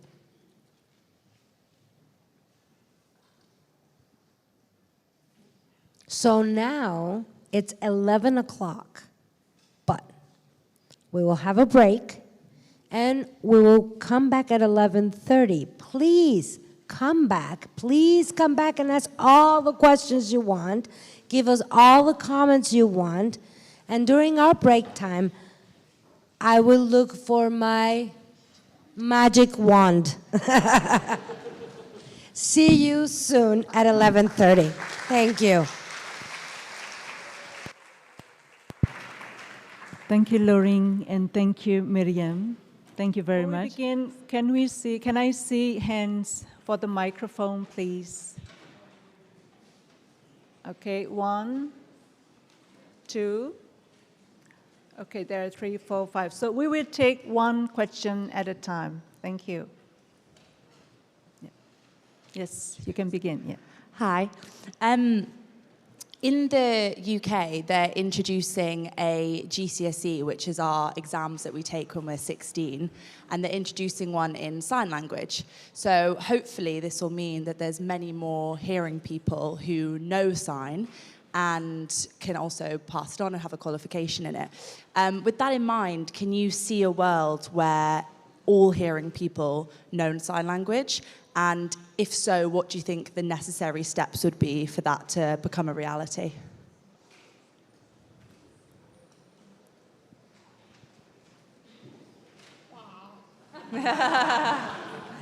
Wow. Maryann, I'm going to do it. The magic one is here. You all know sign language now. I'll answer. In a perfect world, it would be awesome if everybody knew sign. But each country has its own sign language and its own language. So we have to respect that culture, that language. In the perfect world, it would be nice. But if more people learn to sign, they would become aware. Not only sign is important, yes, but attitude is what matters.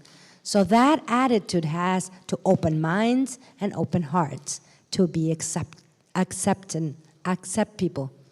Awesome if everybody knew sign. But in the perfect world, all people will learn sign and their own country sign language, right? Would that answer your question a little bit? Yes, okay. This is Laureen. Just to add, Speaking of organizations, we do have an organization that's called the Federation for the Deaf, World Federation for the Deaf. And we host, I think it's every 3 or 4 years, they host it in different places where we have international sign language used there. Because we have deaf people from all over the world speaking different sign language. So we use universal sign language to communicate. So you can see some similarities between different sign languages, but we pick up communication based on visual language because our facial expressions, body language convey grammar. So it could become worldwide. You never know.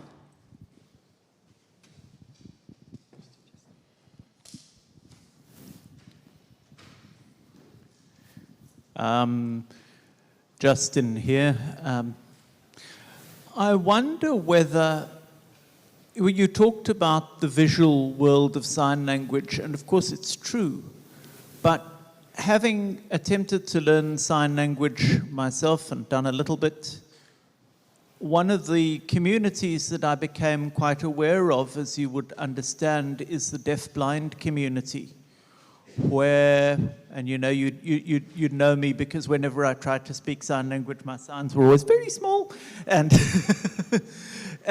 but of course, in that community too, a lot of the cues that you mentioned and the things that people would use to help people, like visual cues, what's on the phone, what's on the face, those things would not necessarily help. So I wonder if in your experiences, either of you, you have found things that are particularly helpful when working with deaf-blind people.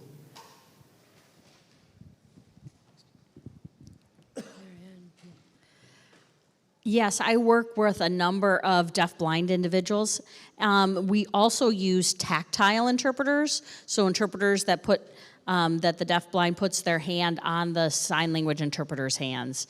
And so some people are comfortable with the style of signing working with a deaf-blind person, and sometimes they may not catch it, and then I might try to sign it in a different way. How we use space, how we use identify different people. We describe to them what somebody looks like, or describe where somebody is, or describe a direction.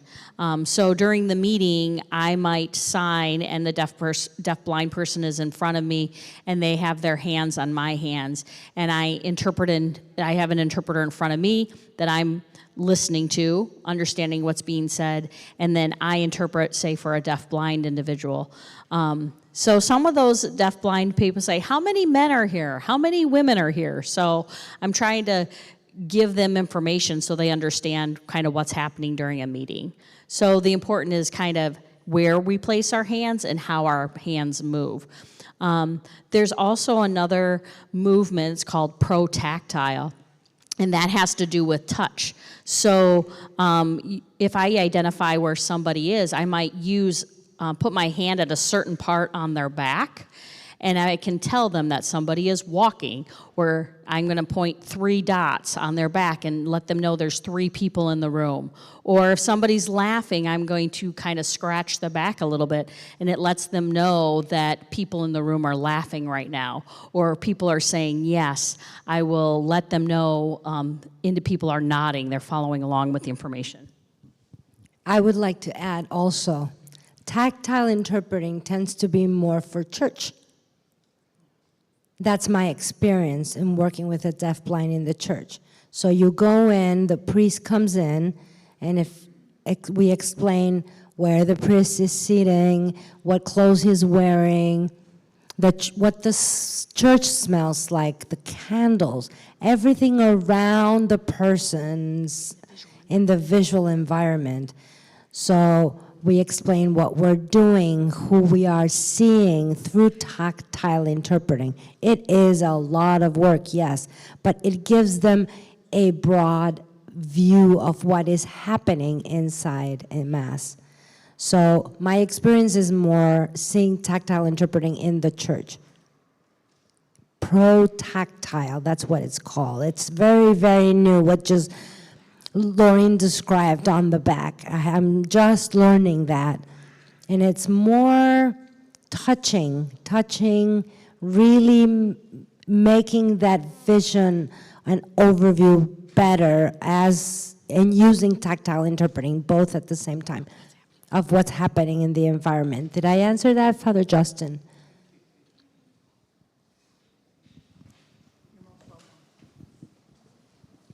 Thank you. Sister Agnieszka from Poland. I have two questions, short questions, not so connected. My first question is about touching, because I was wondering, we are used to say that the response for unexpected touch is a symptom of abuse. So I would like to ask you, is it the symptom that is not valid for your community, or it's somehow different and you can see it still is valid? So this is one question. And another, a little bit different question about the parents who are trying to adapt a deaf child to a normal life, let's say. And this is an example from my family. My cousin has a deaf daughter, and they are trying very hard. So she has 6 years old, and she speaks. She's deaf completely. She doesn't hear, but she has some kind of hearing aid. And my question is, do you think, is it something that deprives her from the deaf culture, or you see it as a good way? Because of course they are, the parents, they don't know the sign language. They don't communicate this way. Thank you very much.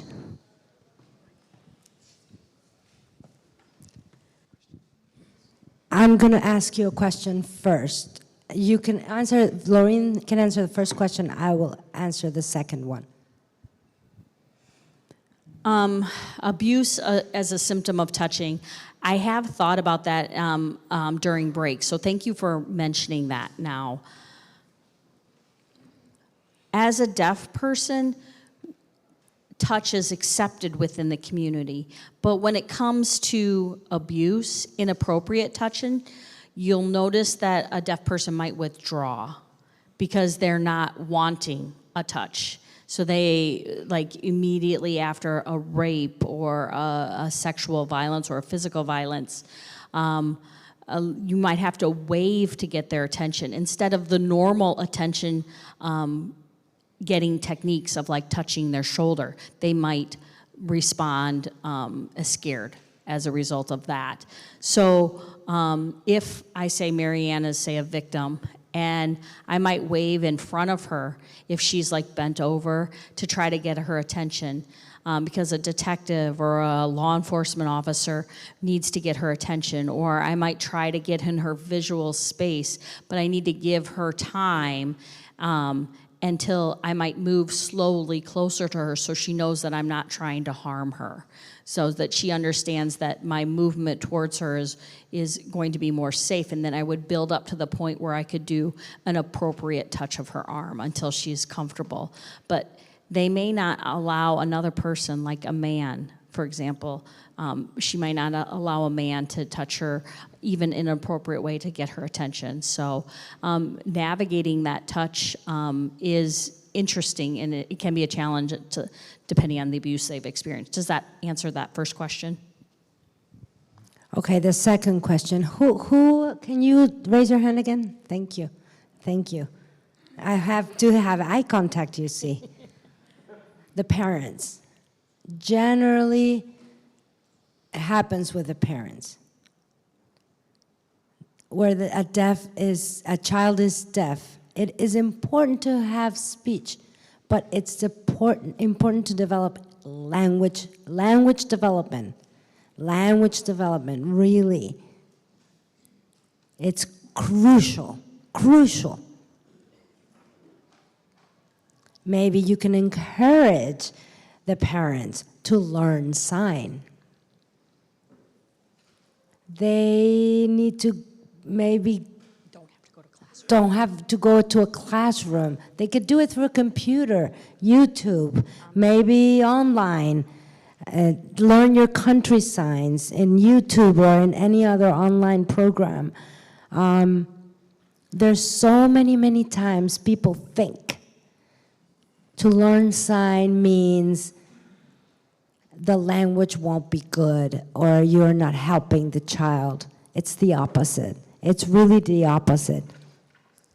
Every child has to have an opportunity to develop language. Every opportunity to develop language, the child needs to have it. Whatever residual hearing, whatever hearing they have left, they can use to speak. But every opportunity to learn language, especially sign, and culture. If the parents learn a little bit of sign language and can communicate, they can bring the child and meet other deaf people that know sign. And then they can become role models. It's important for the child to have those role models. I mean, for the whole world today, that is very important. We want all those children, no matter what disability they have, if they're deaf, blind, they need role models. So deaf children pick up that there are deaf role models for them. And they can look up at them and say, oh, I can become that. A real quick story. I'm a counselor and a teacher. I teach high school and university. High school students, new students that join my classroom. The first day, the new year, school year, they go into my classroom and they look at me, the freshman, the baby, 15 years old, 15. They look at me and they go, are you deaf? I'm like, yeah, I'm deaf. Really, you're deaf? Are you sure you're deaf? Yeah, I am deaf. I know. And they start crying. They start crying. I'm like, what did I just do? It's the first day of school and I have all my students crying the first minute. Oh my God. And I said, what's wrong? You mean when I graduate high school, I'm not gonna die? Huh. No. Why are you asking me that? Because I've never met a deaf adult in my life. So he thought his process was, he thought when he was finished high school, he was gonna die. Because he's never met a deaf adult in his life. So all deaf people died young. It's important to socialize and see that there are role models, that it's okay, that we accept it. Does that answer your question? Okay. Okay, so I'm Steve, still from the... Hello? It's me. So I'm Steve, yeah, the member of the deaf community from Kenya, Archdiocese of Nairobi in particular. I have two. One is a question, and the other one is a comment that you can elaborate more on. Firstly, the question is based on a real-life experience for more than 7 years working now with the deaf community. So we have a case whereby some of our young deaf members come to report to our office of the abusers who are their parents, especially their dads. And now, when you go back and start discussing with the families, the first people or the first place of opposition you face is within the families, beginning with the mothers. So that you cannot, the deaf child is not allowed to report this beyond our office, simply because the dad is the breadwinner and the sole provider of the family. so that if it's reported, it's taken to the police, then how is the family gonna move on? There's not going to be a breadwinner in the family, and poverty is a reality where we are, because the deaf do not seem to have so many opportunities, or seemingly are born into very poor families in our regions. So how do you help in this situation? Because the deaf child has to belong to a family, as we had said before. People with disabilities have to identify with families and not with institutions as such. So how do you process this case? Yes, we assist. Yes, we are there to help, to listen, and to guide. But this is a catch-22 situation. How would you move on? Do you proceed to report the case? If the father is in prison, so where is the deaf child going to be hosted? That's a question. Secondly is a comment, because from experience, our biggest challenge is in the church and the church structures. I'm saying this with a lot of caution because my boss is here from Amesea, and also our good friends from Missio and the others are here. We have programs in the Archdiocese of Nairobi. The Emeritus Cardinal John Bishop Njue helped us to establish a deaf chaplaincy. And we have a chaplain, but the office is never resourced. Lack of resources and accessibility. Other chaplaincy programs all are resourced from the chaplaincy level, from the different levels of the church, but this one, for over 7 years now, has no resources. You ask for it, but the church has no value for the deaf. That's from experience. What are they bringing into the table? What are they offering, apart from their presence? So how can these issues be sorted within the church circles, within the church quarters, so that even other than lack of facilitation, inclusion in the diocesan and archdiocesan events, my brother here would rightly say, yes, we have annual family day, we have these events. The bishops, including those of Amesea, issue letters, issue guidelines here and there. They do it in written. It's always very clear for us in the hearing. But none of this is ever interpreted. Where are the deaf in all these good things that the church is doing? Where is our involvement? And yet we have an office that should be fully engaged 24/7, 365 days in a year. How can this be effected? Liturgical segregation. There's one case that we are handling now with my good friend, Sister Jacinta, who really advocated for us to be here.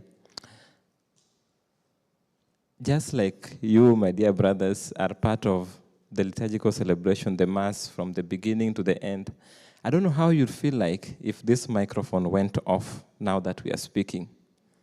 You, the hearing, and I'm speaking and you are there, but you can't listen to what I'm saying. Would you feel comfortable? I don't know. Would you feel comfortable seeing my lips move, but you can't hear what I'm saying? Now we have a situation whereby in many of our parishes in Nairobi, the priests, the parish priests are very uncomfortable with liturgical interpreters, my colleagues, signing at Mass from the beginning to the end of the Mass. For whichever reasons, because I've also studied theology and liturgy, it's a spirituality that at some point in Mass, the liturgical interpreter should not be seen, because the priest and the clergy at the altar feel they need to be more eminent and prominent throughout the Mass. I hope I'm not going to be heretical in this process. But I don't think I am, because I'm a Dominican. I calculate my words. And I know my canon law, and I know my liturgy. How can this be sorted out? Can we have a sensitization program for the clergy in Amesea, in Africa?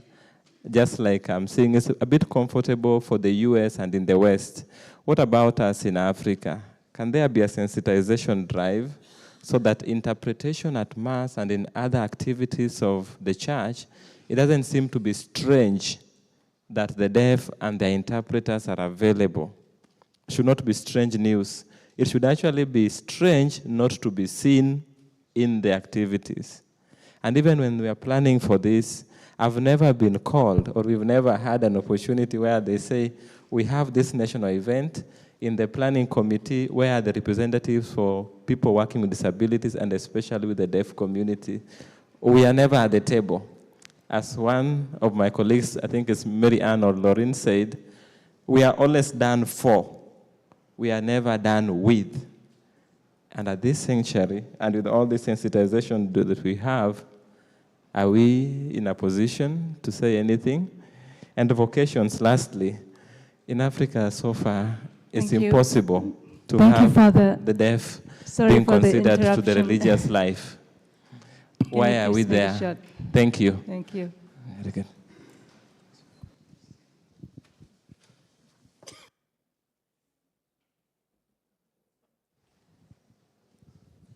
I will hopefully answer your question about families. I was working in a situation almost exactly as yours. One of the family members came to me and told me that the uncle was abusing the boy.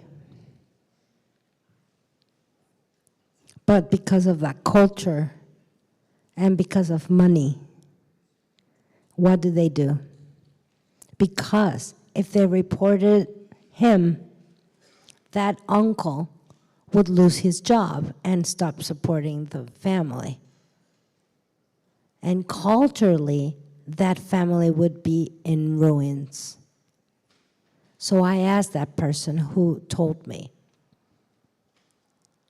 give me a few hours to think about this and pray on it, because it was so different. I couldn't respond right away. Money, culture, reporting, the whole family situation was a chaos. So I'm thinking and thinking. I looked at it from a different perspective. What can we do to help this child?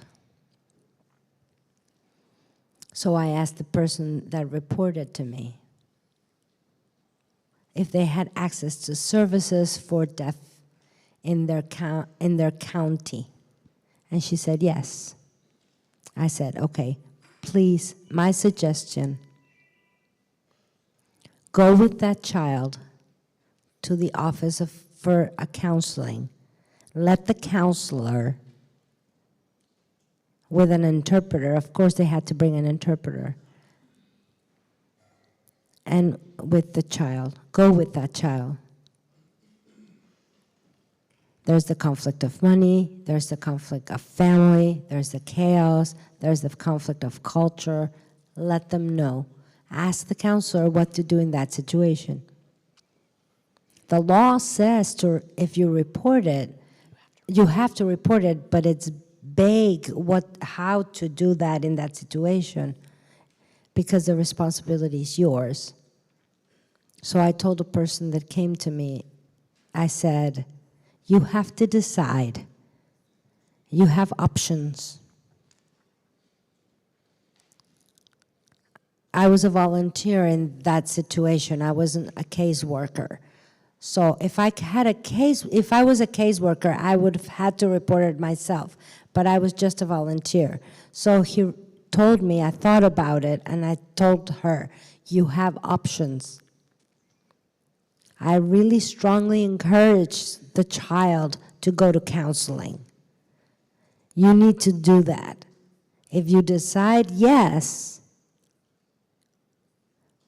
100% that child needs to go to counseling. Second, the other options that you have, and decide which one's best for you. With all the different situations, you have to decide. Did I answer your question? Give them options and let them decide? It's not perfect, I'm so sorry. It's not a perfect world, I wish. That's how I would approach this situation. Laureen. Interpreters in the church, your comment about interpreters in the church, I will say you're not alone. It does apply in America as well. In Latin America, we see it where priests or the liturgists are not comfortable with the interpreter there. They see it as a threat. I don't know about all of the priests that are here in this room, but I'll just be blunt that often priests aren't comfortable with the interpreter because the interpreter is up front, and for the priest, this is their space. The altar is theirs. Also, they might be scared of deaf people. Oh, this is deaf blind people. Oh boy, I'm not very comfortable with them.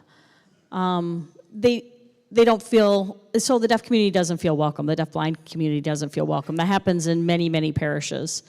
So unfortunately, we do encounter that many times, but sometimes we have to try to work with the priests to explain to them and hope their hearts and minds become open with some education. But often deaf people, if they don't feel welcome, they just stop going to church. And that's why our numbers of deaf Catholics in the church are very small and dwindling, because they don't feel welcome. And we want deaf people to come to church, but if they're bringing money, we don't have anything to complain about, right? We want them there, so. So anyway, I think the priests do need to be educated on what it means to be an inclusive environment and have people with disabilities present and involved, not just deaf people and deaf people with disabilities. And sometimes people with disabilities, people find them distracting, but children can be distracting, but we want them there. And so that we have to be a role model, and we need you to help educate priests as well in your communities to make the environment welcoming. Some interpreters don't want to work for the church because they don't feel welcome. And some interpreters want to earn money too, and they can't find money to pay for the interpreters, and so we don't have enough religious interpreters. And because the church perspective is interpreters should volunteer, but that's not necessarily how it needs to work. The interpreters have to live, they have to support themselves, so the church has to find ways to cover the expense of a professional service of having interpreters. Sorry to be so blunt. I want to add something. Back to Steve, I'm sorry, about the interpreter situation. Deaf people don't feel welcome in the church because of the barriers of communication, right? Hey, question for you. Isn't that communication abuse? Aren't we talking about abuse? That's communication abuse. Oh, haha. Think about this. Communication abuse, it's happening within the church, is it?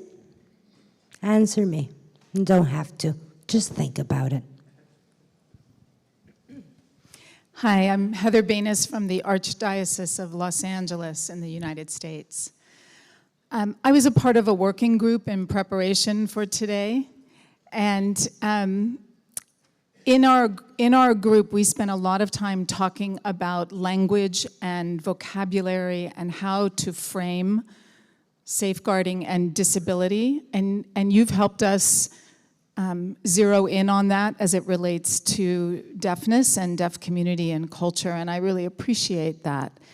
You've given us an invitation to engage, and I really appreciate that. But I would welcome your reflections further. We struggled with the word disability. We struggled with handicapped. We talked about differently abled. It starts to become a mouthful. But I just wonder if you could help us think about that larger framework that you seem to have such a good grasp on as members of a deaf community. Thank you.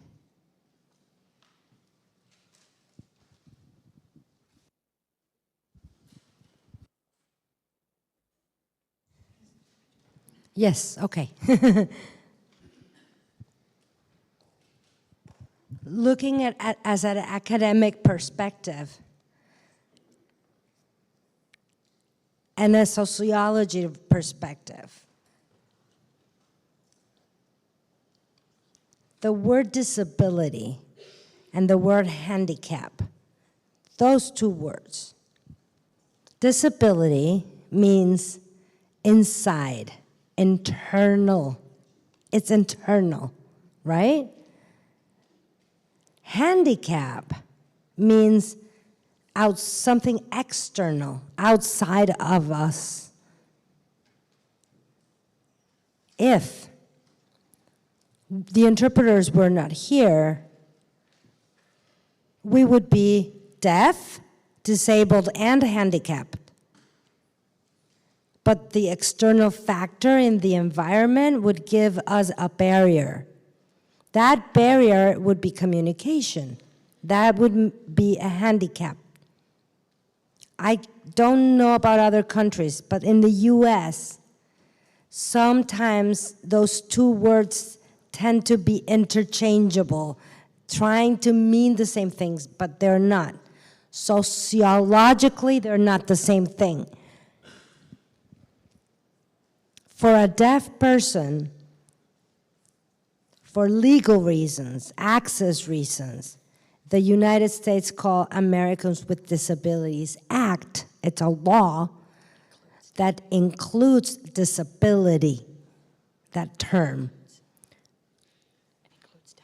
and includes deaf people in that law as part of the disability community. But culturally and linguistically, we are deaf.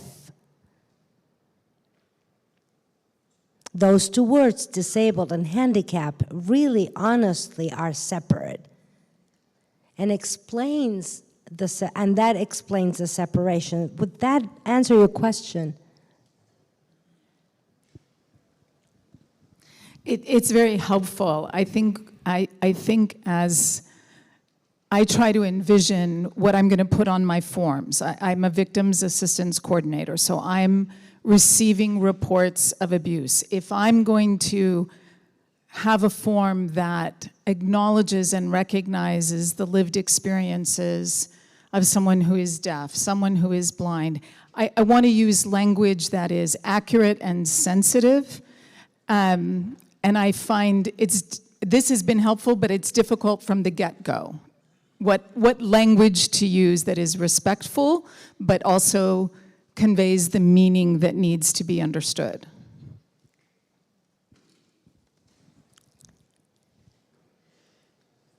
The form. I don't know how to do the forms. It's easy to change, right? No, I don't know. Disability, and in the box that somebody checked, just put somebody that says if they're deaf blind, if they're deaf and disabled. That means they have another disability, deaf plus. Disabled has so many implications. The person gets in the intake form that you get so much more information, and it's so much more clear of who's coming to your interview. If that person is disabled, but what kind of disability? Are they deaf, blind, deaf with another disability, deaf with autism? Something more clear in your form. Would that help you? So it's almost like, I'm trying to remember where I saw this. It was somewhere in the United States, but it said something about disability accommodations or accessibility, and then it kind of was like a checklist. Not just deaf, but deaf, blind, blind, cerebral palsy, physical mobility. They had several categories, and then they had a blank line that somebody could fill out and add. So that gave parents an opportunity to kind of fill in that blank. So that's the most common. You might see autism, intellectual disability, deaf, blind. Those are probably the more common ones. Autism, and then you could have other, and then just an open line to give the person the opportunity to write more details about what their barriers are. I can't remember the phrasing. I don't know if it was disability accommodations or accessibility. Does anybody happen to know? Anne, do you know? I think it would be accessibility is more often used, and also just to comment on this differently abled, which is actually discouraged and rejected typically by folks with disabilities because it's euphemistic language, which similar to deaf with a capital T, to say I'm differently able, there's a rejection of that because it means, I'm trying to fit into the normative, it's a rejection of normative culture that says disability is bad. It sort of saying differently able reflects the discomfort with disability. Thank you. Does that help?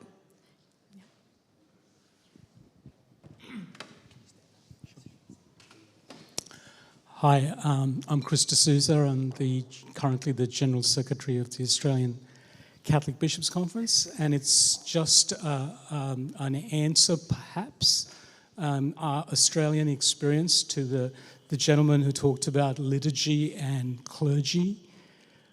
We have with us here people from the Sydney Ephrata Centre, which is the outreach of the hearing impaired deaf community. And one of the ways that a number of our seminaries have responded to the challenge is to actually have in their pastoral placements students who go along to that community and spend time in that community, learn sign, and then become resources when they're ordained.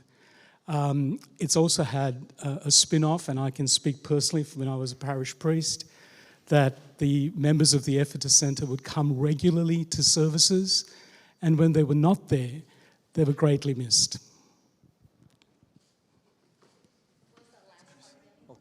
Sorry? When they were not there, they were greatly missed.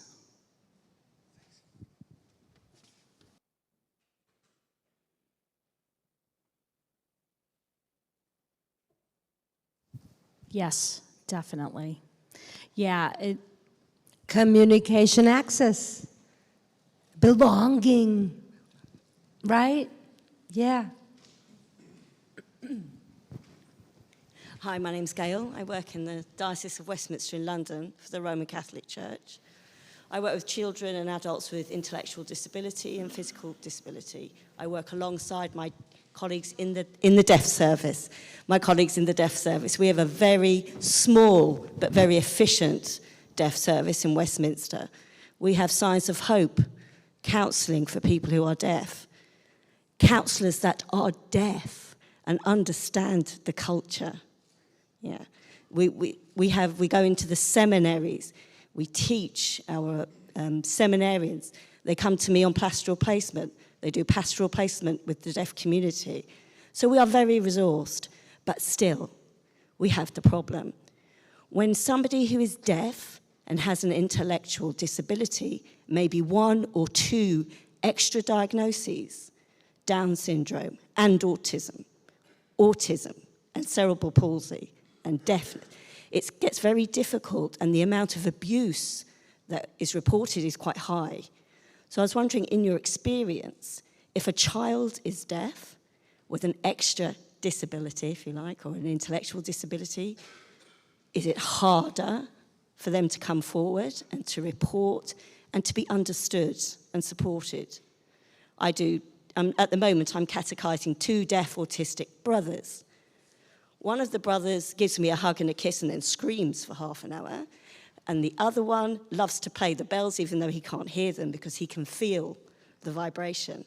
And that's how God is coming to him. So it's very lovely work, but I just worry about the innocence of the child And then I meet the deaf adult that has autism, that has been terribly traumatized by the abuse that they suffered.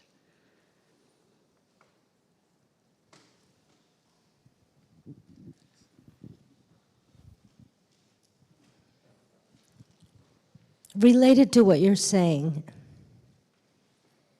deaf and disabled. In the Catholic school where I work, there's a lot of deaf and disabled children. And I'm always watching for signs. I'm always watching for signs with those children. They're a little bit off sometimes. Their behavior changes. Their drawing changes. One student who was deaf and disabled, we call them deaf plus. It's a young girl, deaf plus, because she had many disabilities. Deaf and intellectual, and had cerebral palsy, yes. So, one day she just came into my classroom. It was really hot that day, like here in Rome, exactly. And she had long shirt, long sleeve shirt. And I'm like, it's so hot outside. Why don't you wear short sleeves? You want to change? Okay, fine. The next day she came, same thing, long sleeves. I'm puzzled. And I'm asking her, you want something to tell me? Yeah. She started talking. Her language deprivation was big, so she was gesturing. And she was 16 years old. And I'm listening and I'm going, let's go to the toy house. And there's lots of little people in the toy house. There's cars and let's go play with the toy house. So I set up the toy house and asked, what do you do? So she picked one of those little people, and that's Mom. And her sign was not very well done, but I knew that was Mom. And then she picked someone else, and that's Dad. Man. I said, man? Dad? No, men. A man. Where is he? So he's with Mom. Oh, okay. So that girl is looking for, she was in the rubber bath. She was looking for a plug. And she wrapped around her arm with a rubber band. And the man, and she took a pen and started painting. So up and down her arm. So I think that with that rubber band and the pen in her arm, the man was doing drugs maybe. So she took off the rubber band, and I said, you. Where are you in the house? So she picked a little tiny doll, and I asked, where are you? She put herself in the bedroom, in the toy house. And then she took this man toy and put him in the bedroom with her. That was enough for me, enough explanation for me to understand what was going on. And I matched her level of language and with creativity to match what they're trying to convey. You need the bag of tricks, a magic bag in your office with paper, art, toys, a toy house, whatever. So you know the person can't share without the barrier of language, and you can navigate through what's happening. Does that answer your question? Can you say that again, because I missed it?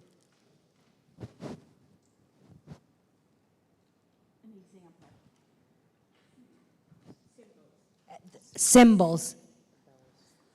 Symbols. She's signing with, what's your name? Gail is signing British Sign Language, and sorry, our interpreters don't know British Sign Language. British. I'm sorry, I don't know British Sign Language either. Yes, symbols, pictures.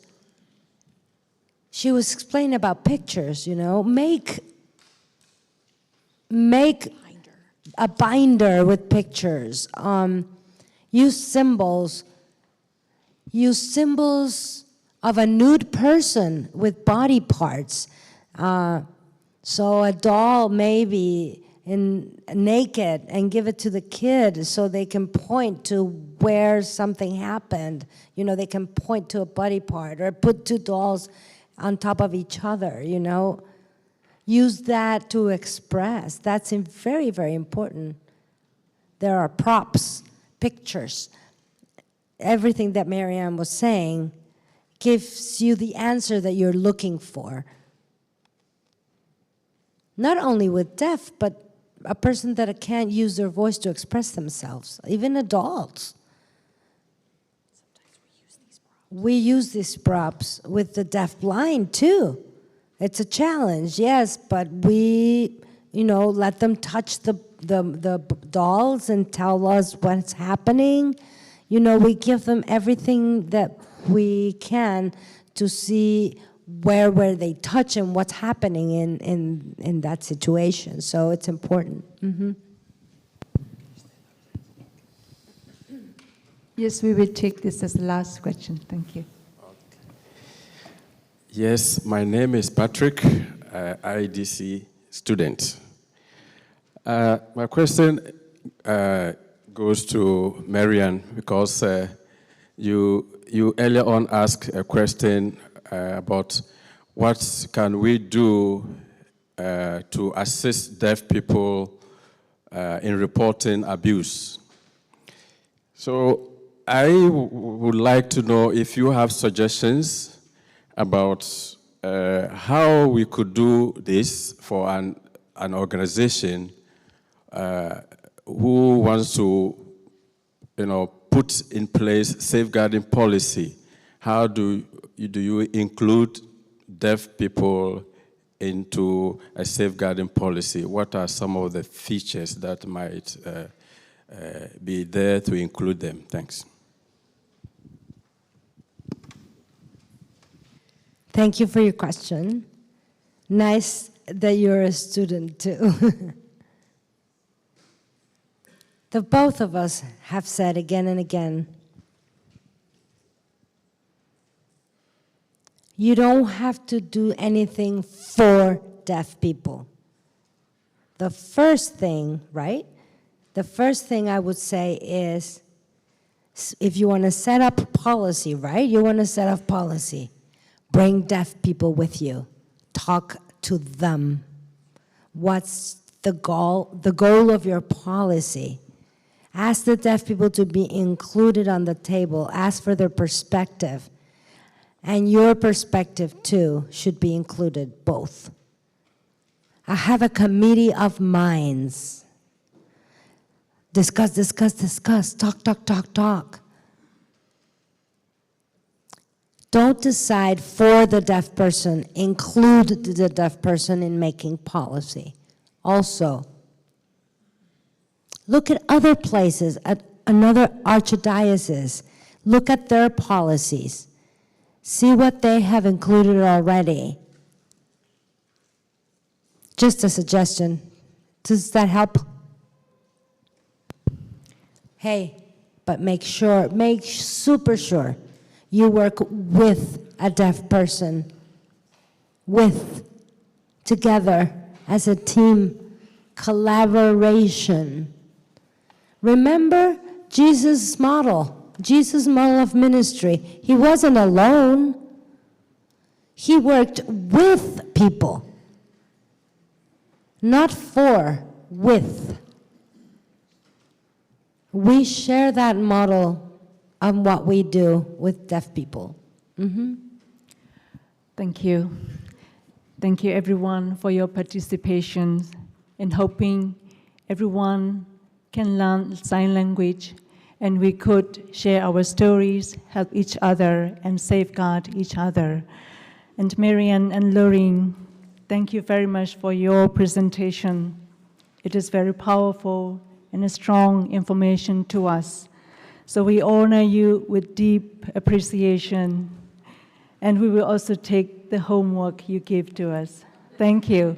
So we will meet again at 2 o'clock this afternoon, and enjoy your lunch. Thank you.